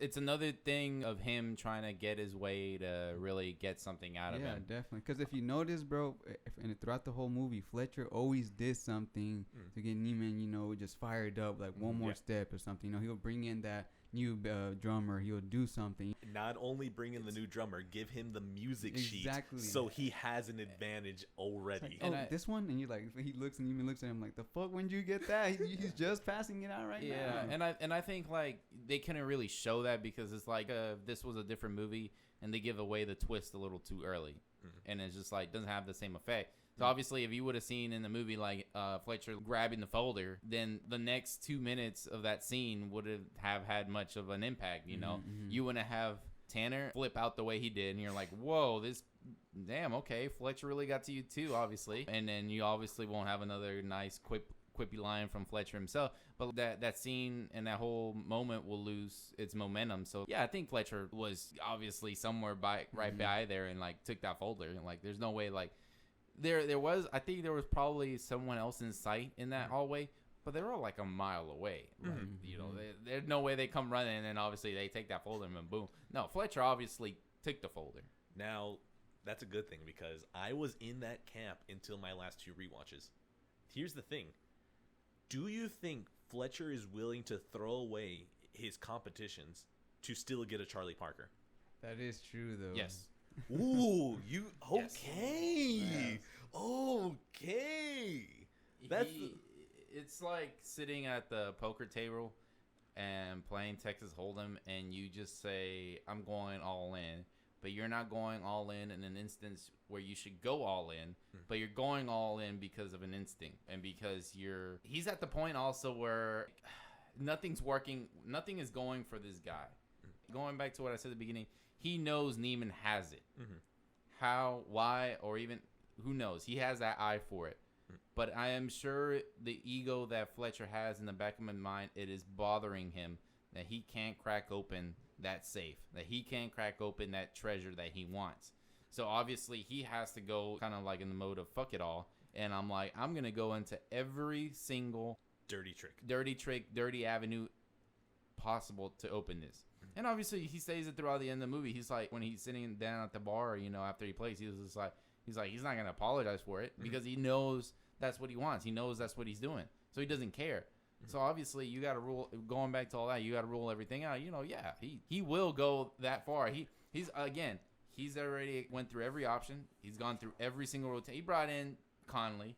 He benched Tanner. He kind of looks at Neiman whenever they play their first set. And you can kind of see, he just sees Neiman just sitting back there, the way he's sitting back, just turning pages. It's like, this guy shouldn't be fucking turning pages. This guy needs to be playing. So how do I get him to be playing? Okay, you see, now you swung me around a little bit. Just because during everything that you were saying, it reminded me of the fact that when it comes to just the obsession with Charlie Parker in this movie, like Charlie Parker is usually the key to a whole bunch of things in this movie. The very fact that Charlie Parker wasn't exactly a school-trained musician, that this man just kind of learned his way to being one of the greatest musicians of the previous century. You have kind of sold me a little bit that maybe Fletcher does oversell how much he cares about those competitions, because looking at that competition and then looking at JVC at the end, I always felt like he was very adamant about making sure that he himself does not look bad anyways. The entire reason that Caravan gets played is because Fletcher has his hand forced where he's like, shit, well, I can't exactly be like, oh, no, Neiman, stop, we're gonna slow it down, that's not slowing down, you son of a bitch, like, so you aren't wrong, but then that's the thing. Fletcher does so well in this movie that I can't ever tell if it's complete duplicity or if he's intentionally trying to destroy himself in the process of getting a Charlie Parker. I think he's trying to do both. I mean, I think he's trying to destroy himself to find an next Charlie Parker, and I think he eventually does, because not only does Fletcher get kicked out of Schaefer because of Neiman goes forward with it, right? But obviously there's that scene where Neiman has that letter and he's like, hey, you're kicked out of Schaefer. You don't see that he's going anywhere else afterwards. Mm-hmm. He's living alone. You don't know if he's in another college campus, but it seems like he's living alone and he's pacing around. He has that drum set in his closet. In the end, we came to it. They both got what they wanted. But I think in there's a slight edge that Fletcher got what he wanted because he got his Charlie Parker. Mm-hmm. Because obviously he didn't finish college. You didn't see any signs that he went back to college because he didn't. It seemed like he got his big stretch right after all that stuff happened, and then the whole performance at the end, and then boom, credits. That entire montage of just him after speaking and getting Fletcher fired, that entire montage is just to show you that he is so discontent with life at that point. And then you go back and refer back to the date that he had with Nicole, and he grills her like, well, why'd you choose that school? And she's like, well, I mean, it's just a school. And then he just immediately shoots back like, no, I chose Schaefer for a reason. Like, there's a reason why I'm doing this. So, no, you were not wrong. He probably did not go back to college. What would have been Fletcher's plan if Neiman was not Charlie Parker? What, in what alternate universe does that happen? Or was Fletcher absolutely confident that Neiman had it in him? Yeah, and it goes back to going on the all-in part. Mm-hmm. I think he was in the moment of desperation. He thought he had that in Sean Casey. Mm-hmm. Obviously, Sean Casey left and obviously had his shot at Lincoln Center, because he plays his tape. But I feel like Sean Casey playing in Lincoln Center wasn't enough because he ultimately finished at Schaefer and moved on to be great. But he didn't have that guy to be like, to literally burst through the walls the way that Neiman did in the end. And I think in a moment of desperation, he just like, this is it. What's the most important position in that jazz group as it is the rhythm section, whether it's the piano, bass, or drums. But at the end of the day, it's still the drums. No, I mean, that's the thing. They're the tempo keepers. They're the ones that build off of everyone else. Yeah, so. Rewatching it, I feel like Fletcher's intentionally fucking with Neiman. Like, I think he intentionally wanted to get revenge on Neiman.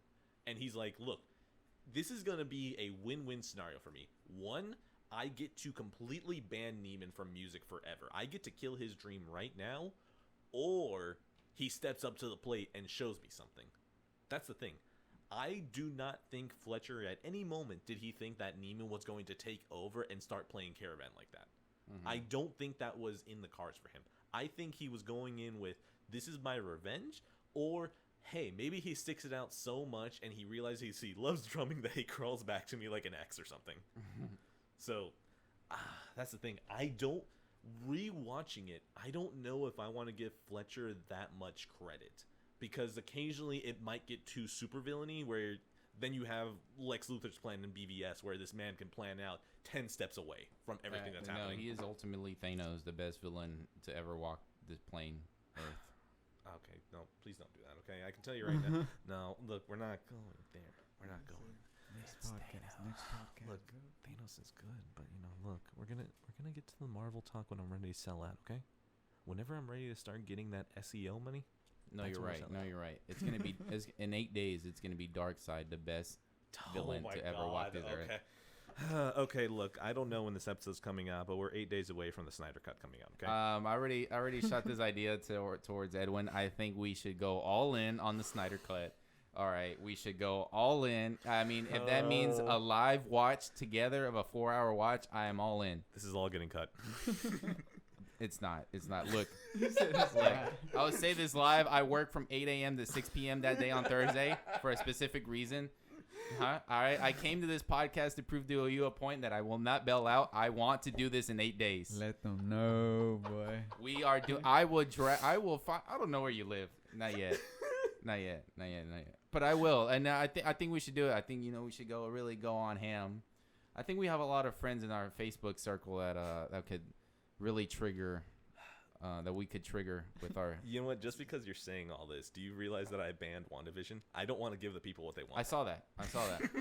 I have my own. We can divert for 2 seconds here. I think. Hold on. Look. We can touch that. We can. There's no reason to ban talking about WandaVision. What I will say is that once we get done with Whiplash, you can feel free to ask me literally any question that you want about that. WandaVision is. I'll say really quickly. Done now. Okay. All right. Okay. I'm going to scroll through. All right. We already touched the dinner scene. Is there anything that we want to add on to that, or are we good there? One of my favorite scenes before we end the folder scene, though, after Yes. Oh, yeah, the folder scene. The following scene, when he goes back into the studio band, the bass player, and he walks next to the bass player, and the bass player is like, "Don't touch my fucking folder." And I started busting laughing there, bro. Dude, not only that, Tanner just looks at me, he's like, "You do not touch this kid. You do not touch this kid." Yeah, and then Fletcher walks in, and he's just like, "Hey, Tanner, what are you doing? This is core players only. I don't have." Damn, yeah, for sure. Dude, that camera pushing on Neiman is the entire audience. Everyone's like, "Oh, holy shit, he did it." Oh my god. I think that's the one and only part in the whole movie that hurt me. That was the knife for me. Oh. That one moment, I was just like, "Yo, I'm sorry. Like, I know I've always wanted hard teaching like that, but if that was ever me, I'd be like, that's it. That would be me. I'll be like, no, that's the thing. That ends you. Just to be able to be like, the fact that he says it like, ended him to the part where he went to go on to teach pre-med. Dude, the fact that Tanner just has this look to him like, no. What I meant to say was that Fletcher says it in such a way like, come on, Tanner, you know you fucked up. Tanner's face looked like how the Dementor sucked the soul out of the Dementors already took him. Yeah, they took him. Man, just I can tell you right now that just the way that Fletcher says it, like, you idiot, you really thought you were just gonna be able to mess up like that and still come back. I think that's what cuts deeper more than anything else. Yeah. We already hit the triangle drumming. Do we want to talk about the Dunellen competition? Basically where Neiman fucks up his entire day and then gets into a car crash. Is there anything that we need to touch on that? Because I feel like we kind of got the main essence of that. We already talked about that. Honestly, from going towards that competition, it was just literally a snowball effect. It just kept getting bigger and bigger and bigger. He finally gets to the location, like, where's your fucking music? Like, fuck, he has to go back and then gets in the accident. Not only that, he goes and finally gets to the place and try to play the whole performance. He's just not right. For me, that's not much to talk about. Something had to happen. Like Jonathan, it's just a snowball effect. It had to happen. My only gripe about this whole movie is, first of all, I know Fletcher fucked with him in the beginning, saying, "Hey, you got to be in this room at 6 a.m." Oh, right? Yeah. And obviously, studio band was at 9 a.m. Yeah. Obviously, but sir, did you not think you just got your greatest shot that you're gonna get to start off your career? You didn't set off a fucking alarm. You wake up and it's 6:03 in the morning. Like, I am sorry. Like, that is one thing. Like, if I'm getting a shot, like, I'm setting my alarm to 4 a.m. and I'm setting 20 alarms so that by 5:15, 5:20, I'm awake. Yeah. Like, I'm good. Wait, I'm ready to go. Wait, are you talking about the Dunellen competition, or are you talking about when he initially woke up and he was a little late at the 6 a.m.? Both. I think it comes hands in hand. First, it starts with the alarm clock. Then in the end, like, okay, first of all, you have to be at competition at least by 3 o'clock, because he says, so I'll be there. Call time is at 5. I would say get there at 3 and stuff like that. You take the bus? Oh, okay. Look. I am so ready. Look, everything that you're saying about be on time is something that I can absolutely agree with. You will count me as an ally 10 out of 10 times anytime that's the argument. My only thing is, like, dude, you got like 20 other people in studio band. You couldn't ask for a ride, which could have been a little bit simpler. Neiman is a friendless, faggot-lip piece of shit whose mommy left daddy. There you go. And on to the next topic. There you go. That needs no explanation. No, I mean, that's the thing. I mean, that's pretty much it. Like, Neiman is such a loner that I don't think that would work. Yeah. Going back to waking up at 6 a.m., I'm willing to buy that because that's proto Neiman. Like, Neiman doesn't have that drive that's been lit underneath. Although I would say this, even if you believe in God or don't, it's just a fucked up situation where you take the bus and the fucking tire blows out. Like, like, Jesus Christ, really? The devil's work. You really? want the movie? No, there you go. That's the devil's work. Which tire on the bus pops like that? Okay, just in general, it's like 1 out of 10 times that ever happens, right? He's practicing in the bus with his headphones, you know. And he just, like, I would give up on all hope of any like external hierarchy. That's not the devil's work. I still consider the movie a tragedy, so that was God's work. Like, God, I'm trying to save you here. You don't want to get in this car crash. Dude, save him because of that freaking flat tire. He went out and had a car crash. Dude, it was the devil's work because you want to know why? If it was the devil's work, Neiman would have gotten there on time because that's what Fletcher wanted, okay? And Fletcher's the goddamn devil, and we love him for it. Okay, yeah, that too. So, the other thing is that, look, he was going to get there on time. If the bus hadn't fucked up, and if he hadn't been rushing to try and get into the car, that's true, yeah. That's the thing. All of that makes sense. He had enough time. The only real fuck up was forgetting the sticks. That's really it. That's the only fuck up I can see that entire thing. If he hadn't forgotten the sticks, everything would have been completely fine. Although, to be fair, if he had forgotten his sticks, we wouldn't have gotten the jewel of a line. That is, it's my part and I decide who to lend it to. That's one. The other one is, fuck off, Johnny Utah. Turn my pages, bitch. Yeah, that's the inner Fletcher just coming out of him. Like, wait, no, hold on. We got another one. By the time you're done at Schaefer, you'll make Daddy look like a success story. Oh, Fletcher is just ready to cut this man down at any moment. Yeah, which goes back to the all-in thing. It's just at this point, like the movie just lets itself go once that accident happens because it's all hell breaks loose. Because obviously you fast forward 3 minutes later into the movie, and what happens? Neiman loses and tackles down Fletcher. You know, he's like, I'm gonna fucking kill you. You know, you like little fuck. You know, one of my favorite cinema things. Like, just I don't even know if it's intentional, but it has to be, right? One of my favorite things is that when Neiman tackles him and he gets pulled off, there's like at least a 2 to 3 second shot where you see Neiman's bloody hand on Fletcher. I love that. I love just the cinematic language of that. Just, this blood is on your hands, Fletcher. Like, this entire thing is your fault.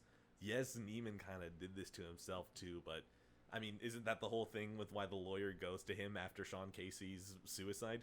Which reminds me, I just realized that Fletcher lied. It's one thing that, you know, I realized during the movie, but I just realized we hadn't brought that up. Fletcher lied about how Sean Casey died. He said it was a car accident. Yeah, yeah, that's what I mentioned earlier, that he lied to get that emotional aspect out of. But I'm now thinking if it's a different thing. Did he lie just because he doesn't want them to acknowledge that maybe what he's doing is wrong? I think they all know that what he's doing is wrong, but they're all better musicians for it. Jonathan? Probably because when he died, that case probably came up. He tried to hide it away from front of his students. So when he first got that phone call, you know, he was in his office and what's it called? Oh boy goes in the office. And he's like, "That's not the fucking door." Oh my God. Then he leaves. You know, like, and he's still hurt because you know he just got his part taken away from him. You know, he's no longer the core drummer. The core drummer. So they're both going through so much. And then right after Fletcher comes back to the class and he plays the CD and he tells everyone, "This is one of my students." You know, he tries to sprinkle some. He try to make everything look way better. You know, makes him look way better. You can look. Can't even talk. Makes himself look better. That's what I'm trying to say. But yeah, dude, overall, I think he was just trying to confuse her. Overall, man, Fletcher was very confusing at times. So you can't really point a finger at him and anything, but you're just very interesting in the way he works and try to hide things and try to manipulate use these situations to manipulate others. I think that's probably what the key is. I do think that it was just a manipulation play, which fits in exactly what you said. I do think he lied because it sounds more tragic of, oh, my last Charlie Parker died in a car crash. It was taken too soon. Which one of you guys are going to take his spot? Like, I think that's probably one of the manipulation play he was going for. But still, like, part of me just feels like Fletcher might be self-aware to know that he probably has his hand on that. Like, just going back to even the bloody hand on his suit from the Dunelling competition, I feel like Sean Casey's blood is on his hands. But I don't even think I could probably complain about him because, honestly, I think at this point, we might be getting close to the end because we're about to start talking about the conversation. Let's get into what'll probably knock out this movie with the seminal scene of this entire movie. Is there any two words in the English language more dangerous than good job? That entire scene is just something that every movie should strive towards, where you finally have the protagonist and the antagonist sit down at a table and talk about what exactly is their driving motivation. And every time that you mention the quotes, I thought you were going to pull up that quote. And yeah, that's okay. Yeah, that is one. Okay, yeah, you stole it from me, because that was actually one thing I kind of want to linger around to. No, go for it. No, that's the thing. This is probably, we already talked about the ending of the movie, so at this point, this is probably how we're ending Whiplash, talking about the good job conversation. Damien Chazelle created a masterpiece, and I think right after this, depending on how much work I have to finish, I'll probably hit First Man tonight, because now I'm in the mood for it. But look, how about this? We'll still record. We're still fucking saying this, so you have this on record. Yeah. I have First Man. Yeah. 77-inch OLED, 7.1 sound setup. I think, okay, I can go for that, yeah. You'll consider it. Yeah, I'll consider. But this is my thing. This is where I think Chazelle creates two equally different, but at the same level masterpieces, with either Flash and La La Land. And hopefully we can later on have a whole discussion about La La Land itself. Because, like I said, I believe for me it's 1A and 1B, and they all they're in a twisted way. They both mesh together. That's the one thing that I love about this movie, because it touched me deeply on that whenever he said the whole good job thing. That's one thing I've always bothered me about, like, anything, like even if it was before music when I was beginning. It's really good job. Like, I hated good job. When I hated the fact that, like, let's say you were the smartest kid in my class, which I can tell you right now, from like 1st to 9th grade, like I mentioned earlier, that shit did screw me up, because it did not give me a work ethic. Yeah, exactly. So at the end of the day, like, then it doesn't really give me work ethic. You know, for me, for school, I didn't care about school much until like 5th grade and on, where I was in band. Because of band, I was had to pay attention to school with pass, because obviously I couldn't go do things unless I was passing. Yeah. You know, it sucks to say it like that, but that's true, because you know, fine. But yeah, good job is just kind of just horrible to say. And I think in this day and age that we live in, it's just like everyone is content now with a good job. That's it. Like, that's all you want is a good job. At the end of the day, where going back to the dinner scene, when he tells them 4 words you'll never hear from the NFL, and at the end of the day, he was playing a Division III thing. He was right. He was never going to get a sniff out of the NFL. Coming from a football fan myself, you got Division III, seriously? Yeah. All you get there is like, yeah, oh yeah, I got a 97-yard reception. Yeah. You probably got out of that what? Good job? Yeah, that's all you get. Good job. You're in Division III. What else do you expect? So it's, yeah. He said, yeah. I mean, no, because that's the thing. He did basically kind of get to his point that it's... Hearing good job is one of those things that makes you complacent, and you do not become better. And that's when Neiman realized in that movie, why did this period of time that I stopped playing, I guess I was trying to look for, in a twisted way, a good job, but I don't want a different form of someone to tell me good job. Here's the thing. His dad was telling him good job his whole time. No, I need to jump in. His dad is a good job. There you go. His dad is the embodiment of good job in this movie. That hug that Neiman gets after Fletcher embarrasses him, that hug is a good job. And that's when it finally clicks into Neiman's head that goes, this is an embrace for a failure. I cannot be this person. And he goes back on stage. Yeah. Oh my God. Isn't that just so good that entire character is the embodiment of what Fletcher says is bad? In a way, I guess that's also a way of Chazelle saying that if Whiplash was never released and La La Land would have been his first film feature length, what was he gonna get in the end? Just a good job. Instead of, now that he released Whiplash and then followed up with La La Land, which everyone received with not a single word of good job, it was just like, wow. It won Oscars. It won everything, just because not only obviously just because of Hurwitz too. Let's not forget about it. Yep. He made 2 miraculous scores. Oh, when you watch First Man, my God. If you read back into that article, La La Land was his baby. It wasn't gonna be, so out of frustration he made Whiplash. But what would have happened for him if he didn't make Whiplash? He would have gotten a good job out of his first feature. Instead, he made Whiplash. didn't get a good job because Sundance and everyone was like, dude, what the hell? This is awesome. And then obviously they gave him funding. He made that other movie that he really wanted to make. He never got a good job from that movie. He was like, wow, this is art. I feel like you said it even better than I could have. You were a good choice. Jonathan, is there anything that you can add on to that? Man, honestly, bro, I mean, just overall, from what I've seen from the movie and all that, man, just like music could take you very far in different places and all that. Like, you know, like Jose was saying, you know, if you have that passion that drives you, man, doesn't matter that good job or people fucking you over or something, you know, just be you and continue striving to being the best. And if you try really hard, you could definitely make it, no matter, you know, who you are, what you've been through. You know, it doesn't matter if you've grown up, people patting your back saying good job throughout the whole time, or you're the person who's been looking for that good job. You know, you're always trying to strive and you never haven't got that good job. Well, honestly, you don't need a good job, like y'all said. You know, just like this movie was just great overall. Yeah. It teaches you a lot of things, from being a musician to being, you know, an instructor, to just learning. You know, definitely what doesn't literally kill you makes you stronger, you know, because Newman, he was about to die, but at the end made him stronger. So I really like that movie, you know, and it really touches me for sure, dude, because I know we're going way off subject. No, dude, stuff, go on ahead. know? Go where you need to go. But, you know, like I said, when I see the movie, man, I could definitely, like, you know, touch into, you know how Jose was saying he got close to, you know, he see with the relationship and all that stuff. Me and my other wives, you know, Mr. Sonia picked me up through music in the 5th grade and all that stuff. But a lot of people just don't really know my whole background story and all that. So I'm gonna just say it real quick. Dude, do whatever you need to do. Okay, so when I was in 5th grade and all that, well, just to go back to talk a little back more, I was in a hospital for it in the 4th grade and all that stuff, and I had an infection called Guillain-Barré's and all that.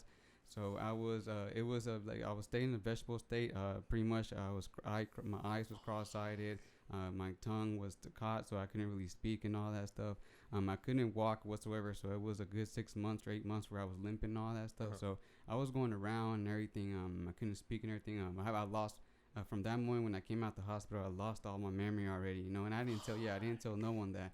So I thank God that Mr. Sonia definitely picked me up and all that stuff, because then he showed me all this music. And a lot of the if you hear me stutter and all that, it's just, you know, that effect from all that years, you know, that brain trauma and all that stuff and everything, you know. But don't worry, baby, those are getting cut out. Okay, but what's it called? But yeah, just overall, when I saw the Whiplash, you know, and I saw, like, man, this guy's been through a lot, and it kind of brought me back through my childhood, you know, of everything going through, you know, getting bullied, people, you know, you gain through all so much, people calling you bullshit shit and all that. But at the end, if you just keep striving, you know, you look back from where you at, you're like, when I look back where I'm at now, you're like, God damn, you know, you're like, you move so far from where you're at and all that. So when you look at the Whiplash, I'm like, God damn, you know, everyone's able to connect, you know, that movie in some way, you know. And I think that was just the beautiful part about it, you know, and just like the director just nailed it. They just nailed it so perfectly, you know, because I really believe he was the one being tortured in his real life and all that. Like y'all were saying, and he was able to write this, you know, and just direct it and do everything, you know. And I just think that was beautiful too, you know, in a way. But yeah, that was just my take and all to the side.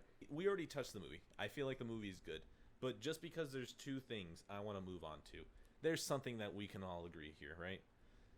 Mr. Sonia is incredible. Definitely. Yeah, shout out to that guy. I'm pretty sure.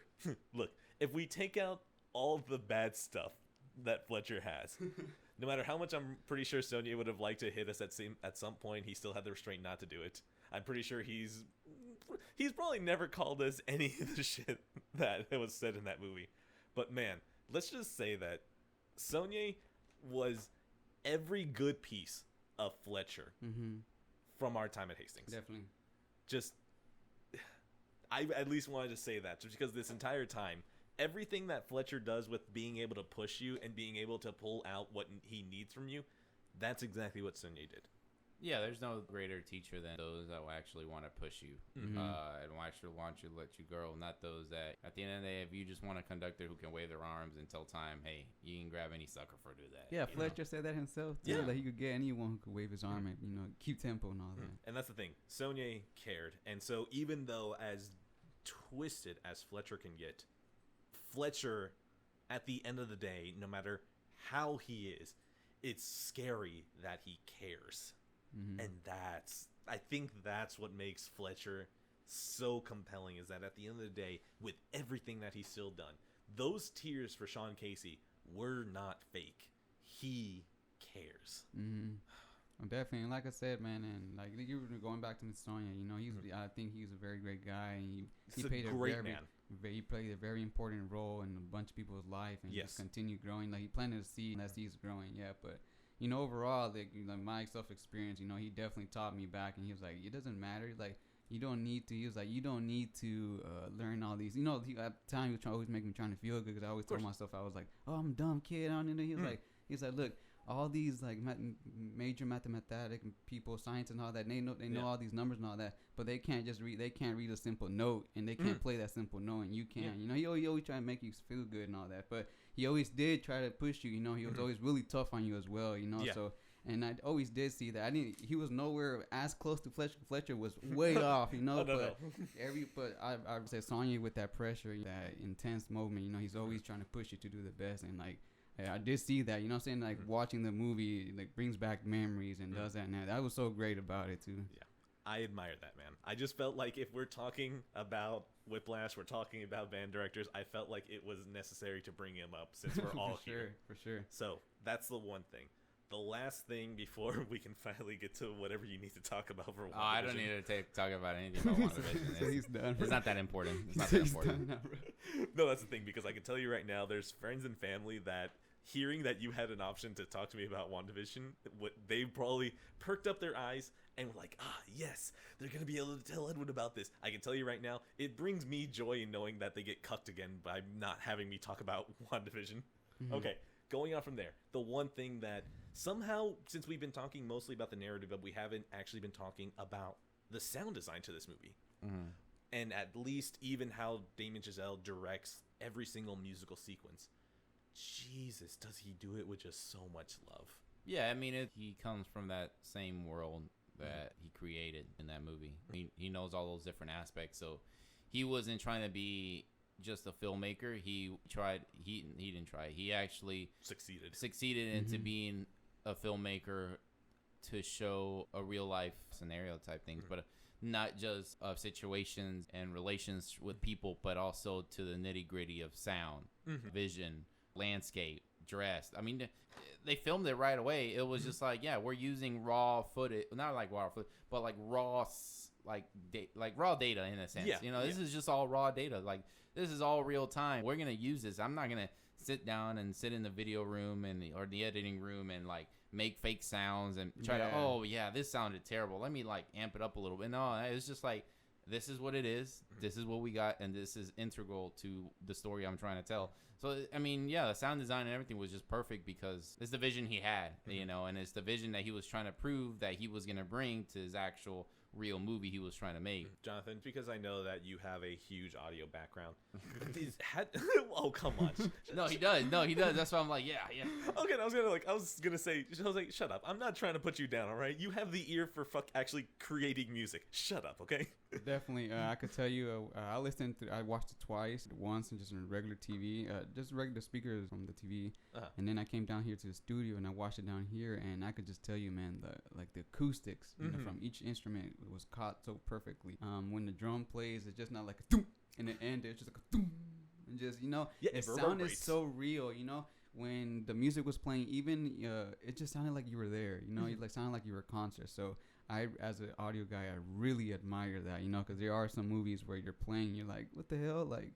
Like they, you know, the saxophone doesn't sound real, the trumpet don't sound real, the drums sound all electronic, and and it's very close to realistic audio sound, but it's not, you know, it's not right. It's not right. And this one here, it sounded like they got some professional players, and they actually went to a professional studio and just got it so perfect. So I really admired that, you know, because when I rate movies, it's like audio, like, you know, the storyline, and on all the graphics was going on, like what is it, just all the motions going on. So and to me, Whiplash just got 5 stars across pretty much on all of them. You know? So audio-wise, I loved it. Because even, not just going from the music, bro, from like Fletcher walking down, all the while you hear his footsteps coming.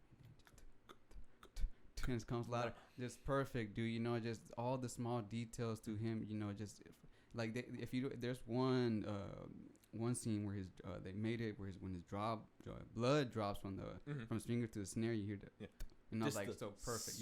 light. Yeah, it's so perfect. So I was like, the audio wise to me was so nice. I liked it too. I can tell you right now, when it comes to the audio with this movie, I'm just so impressed with it just because a lot of times when it comes to music in movies, it doesn't feel like that much attention to is paid to it. Like, for example, listening to the quartet, no, not the quartet, that's the thing, jazz band. Listening to the jazz band in the first competition, oh man, I remember what it's called. Whatever the first competition is. Whenever they go to that first competition and you can actually hear the different layers, like you can hear the trombone separate from the altos, you can hear the alto separated from the trombones, you can hear the bass line. I actually love that. Even if I wasn't listening to this movie in a sound system, if I was just listening to it headphones or through a TV like I did through my second rewatch, you can still hear the different layerings. Like, it reminded me of whatever Sonia and our other band director, Mr. Brandt, would tell us, where he always wanted the audio to fit into the next instrument. Like, you needed the flutes were going to be the quietest, you need the clarinets to fit into them, and you need the saxophones to fit into them, and then every brass instrument from there. Which, man, I can't believe that. Well, no, that's the thing. I'm so happy that we have Damien Chazelle, a director that came from music school and understands the importance of audio. Definitely. One of my favorite things that I remember reading at some point is that, I don't remember who said it, but there was someone who said that you save the budget in your movie for the final audio mix, because if it doesn't sound right, people will notice it. Even if they don't realize they'll notice it, they will notice it. Whenever I tried my hand a little bit at video editing, I didn't realize how important audio is to transition between scenes. Because if you cut from one audio source to the next audio source, your brain will recognize and go, wait a minute, this isn't right. And it's only audio that actually brings us through from scene to scene. Yeah, definitely. I agree with you on that. And one thing they caught perfectly was when the camera angle moves to another section, like, because most of the time it'll be on Neiman, like, and so you're mostly hearing the drums. But when the camera pans off to like the saxophone section, you hear the drums off to, far back to the left, and then the saxophone section comes out more. So I really like how they, they focus on that. Wherever the camera goes, wherever, that view is, the audio goes. And that's perfect too, because it was very cool, because when they transferred over to that, it's like you hear, like you're saying, that layer, the saxophone's right up in front, the trombone's right behind it, and right behind that is the trumpets and all that. And it goes back to, like, I'm a nerd in audio, but, absolutely. Back in the days, when I was learning how to mix and all that stuff, learning how to do audio, pretty much what we all, everyone learns, what they think about audio is like center, left, and right. Of course. And most of the times when people do their mixes and all that, when they go to their cars, and they're like, why does my audio sound so flat? Or, why does it not sound right? Why it's not the same how I want it and all that. But you also got to think of dimension, and like, if this movie here, they did it great. It's not only left, right, and center, but you got to think of width, like how far and back something is, how loud is it, and also height, the room, because everything all changed it, dude. I noticed all the detail from them going from Studio A to like that first practice room where like that second band is and everything, where we're not playing. The audio in the rooms were totally different. Shit, you're right. To me, that has to be important. Them walking down the hallways and all that, when there's closing the doors, that echo, all that small details to me is very important. All that. So when they got that perfectly, like that height, the reverb, the echo, and all that, to me, I was like, spot on. I really like that. Jose, just to bring it back to you, anything that you want to mention about the audio, or did he? No, man, that's not my area of expertise. Did the audio engineer outclass us? Yeah, 100%. He's the master. He's the master at all this, man. All right, then you know what? I think that's pretty much the movie. Yeah, hey, dude. Jonathan. We hit 2 hours, or just right now, right when you said that, we hit 2 hours. Damn, we're talking as long as the movie. I can't wait to cut this shit down to like an hour 20. Okay, Jonathan. All right, Warner Brothers. Okay, calm down. Listen. Do not let Snyder say another word again. Okay, you know what? No. Okay, you know what? I'm not gonna. I will take that back, because if not, we're gonna be here for another hour. Yeah. Let Snyder do whatever he needs to do. Let him do. Jonathan, is there any closing thoughts that you have about Whiplash? Nah, man. Honestly, if you have not watched that movie, I don't know what y'all doing. Y'all need to go watch that movie. And if y'all don't got a girlfriend or boyfriend, then I don't know really what y'all doing. Go watch that movie. Literally, if y'all a musician and love music or any way, just not even, y'all don't even have to play music. Just love it anyway. Just definitely watch the movie. And it's different. It's not your typical happy story ending, but it's a very great storyline. I recommend anyone watching it, especially if you're in the band. Watch it, definitely. It will bring back memories. I promise you that. I will say this: the small little details that they have, just being able to see someone weather read. Yeah, that's exactly what I was saying. The warm ups and all that. being in band and seeing two people make out near the doorway, you see all these people taking instruments out of the case. I can tell you right now, Damien Chazelle nails all the small little details that you remember in band. So just to jump off of what you said, those little details, if you were ever in band or played any instrument in high school or middle school or anything, this is a must. Yes. Jose, closing thoughts, if any. No, I kind of gave out all my points already. Or most of it. Oh, damn. So confident. Yeah, Confident. He said, watch La La Land. That's what Jose Watch La La Land, and you'll see that it's 1A, 1B. Dude, I love that every single... You know what? It's going to be... This is now 2 episodes in a row where one of the closing thoughts is, you know what? We were talking about this. Go jump this to this now. The Leftovers one was, what's called? His name was John, and he went and he was like, you know what? Watch Twin Peaks. So, okay. If I have anything to close on about Whiplash, this is still my favorite movie of all time. I love the focus on audio. I love the focus on music. If there's one thing that will make me endear myself to any form of media, it is usually going to be the music. My favorite video game of all time has also, coincidentally, my favorite video game soundtrack. No, not even video game soundtrack. Orchestrally arranged soundtrack of all time. Music is such an important thing to me that Whiplash completely nails what is important to music. The drive for the people to continue making it. Whiplash is an all-time great. Damien Chazelle has not missed yet. And the only other director I can think of that is within that same breath of having not missed is probably Denis Villeneuve. And that is a name drop. And Well, go. No, we're not. No, if you say Nolan, I swear. If you say Nolan, I swear. and Nolan. Oh my God. I swear I'm not gonna. And there's one more too. I swear, do not. Scorsese. Oh, okay.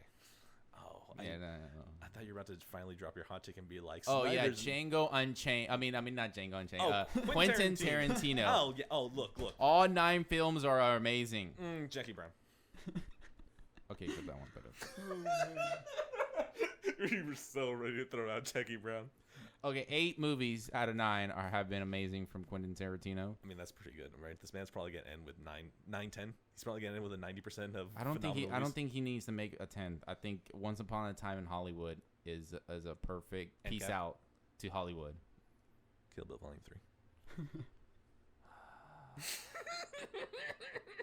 I think he has to wait another 10 years for that. I think he has to go into hiding, and people forget, and people in like search on Google, is Quentin Tarantino still alive?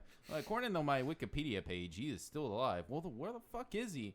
2 years later, hey guys, I'm back, and here's the Kill Bill Volume 3 trailer. Hold on. Has anyone seen Uma Thurman?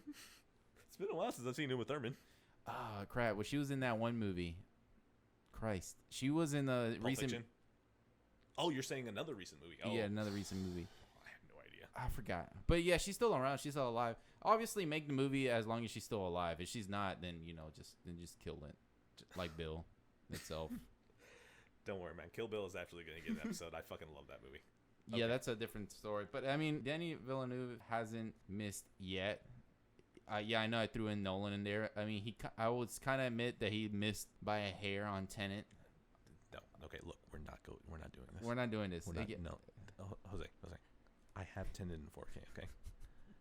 If you throw that away in the trash can, hey, HBO, he threw away the season 8 disc in the trash can. HBO, I swear. I HBO. need to be sponsored, not Edwin. HBO, not Edwin. HBO, I bought the 4K of Game of Thrones, okay? I supported Mad Max in theaters. How many people could say that? 10 people, okay? How many people supported Blade Runner 2049 in theaters? I did. 7 people, all right? did. And I watched it 3 times. I actually went my to wife, too. opening night to Blade Runner 2049, and I was probably the first person to arrive at the theater. It was at the Edwards Theaters, the huge IMAX screen. I was the first one to arrive, and then the movie started 10 minutes beforehand, obviously before previews, and so I was the first one. And then the total of that room on opening night was a total of 5 people. Damn. All old people. I was the only, quote-unquote young lady.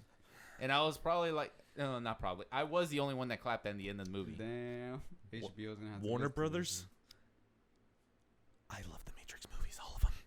True. Give me the money. I'm not gonna lie. I love the Matrix too. It took me about 2 weeks to get through them, just because of my moods, not because of the movie itself. No. All right, everyone shits on the second one and the third one, okay? And I love them, and I love the Matrix. I actually like the second and third one. You're locked in for the fucking Matrix Trilogy special episode. Yeah, I don't want to get too much into it, but I think, obviously the second and the third movie is one movie. You can't really count it as like. I count them all as one, baby. Yeah, honestly, yeah, you can do that too. I mean, honestly, if they would have just left it as the first Matrix just there and that would have gone on, it would have been an instant, cult classic regardless. But obviously, there was a second and third one and the Animatrix. But I bring in number 4. I'm ready. Okay, I'm not ready for number 4 just because I feel like good things just, when you bring it back. Going back to Villeneuve, yeah, I'm ready for Dune. And I'm very mad that COVID got in the way because I wanted Dune. Jose, we risk life and limb for Tenet. I'm risking life and limb for Dune. That's what I don't understand about these industries. We risk our lives. Shit, damn it. Jose. Okay. No, honestly, sorry, I gotta say this. I risked my life to go and watch this Tenet movie.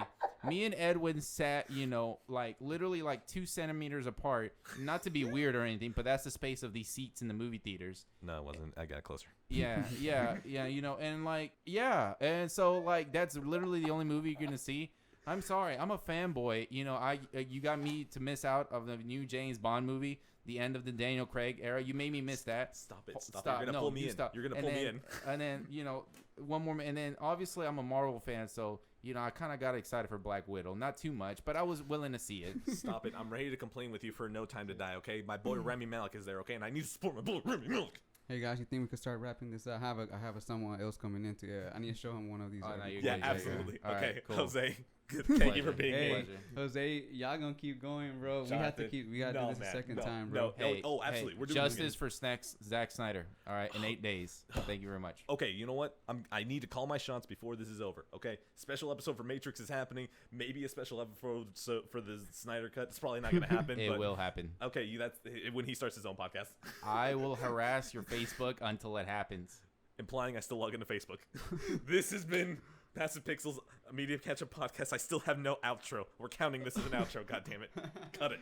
Peace out, cocksuckers. Love y'all, man.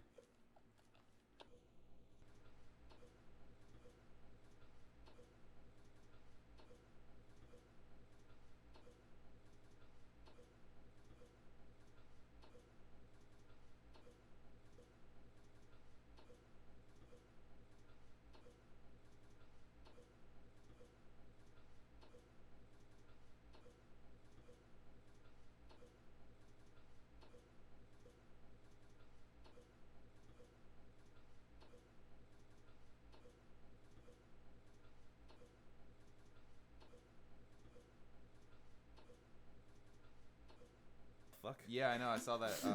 No, like right now. That's literally no, yeah, I have the thing. Yeah. Oh, you're not AMC too? Yeah. Do we have to specify that we have AMC stocks when we tell people to go to theaters? I have. If you see my Facebook, I sound like Donald Trump with exclamation marks on. I'm like, revive theaters, revive the industry. Listen, people, you need to open the doors to the theaters, okay? Mr. Trump believes in the theaters. I have a whole list of movies from 2020 that I should have seen by now, and that they're still not out. We're in March 2021. Oh, let's not even Are they opening up the theaters though? Slowly. Well, I know here in Texas, like they haven't closed, but like as far as like huge movies, they haven't really released anything. Mm-hmm. Like the only thing big was Tenet, but no, that wasn't even big. That bombed. Yeah, it bombed in a way because they also released it in September when there was no vaccine or anything like that to make people feel safe. Think of it like this: Tenet bombed so badly that Warner Brothers stopped reporting numbers on all their movies after. Yeah. Like at least the way that they're supposed to report numbers, which is usually you report every single day, like every single night, what you made that day. And they just were like, no, we're just going to summarize the money all the way at the end. It's like, oh, God, this can't be good. Like, what's going on with the movie industry, man, Absolutely. Okay. All right. Well, you know what? We're gonna fucking start. Is it already? Yeah, we started already. We're 2 minutes into already to the podcast. Beautiful. All right. Here's what we're going to do. I'm gonna clap. Yeah, that was a clap. Mm-hmm. That was a clap. Fuck it. I'm gonna roll this in for the actual episode too. Roll this in for the actual episode too. Roll this in for the actual episode too. Roll this in for the actual episode too. Roll this in for the actual episode too.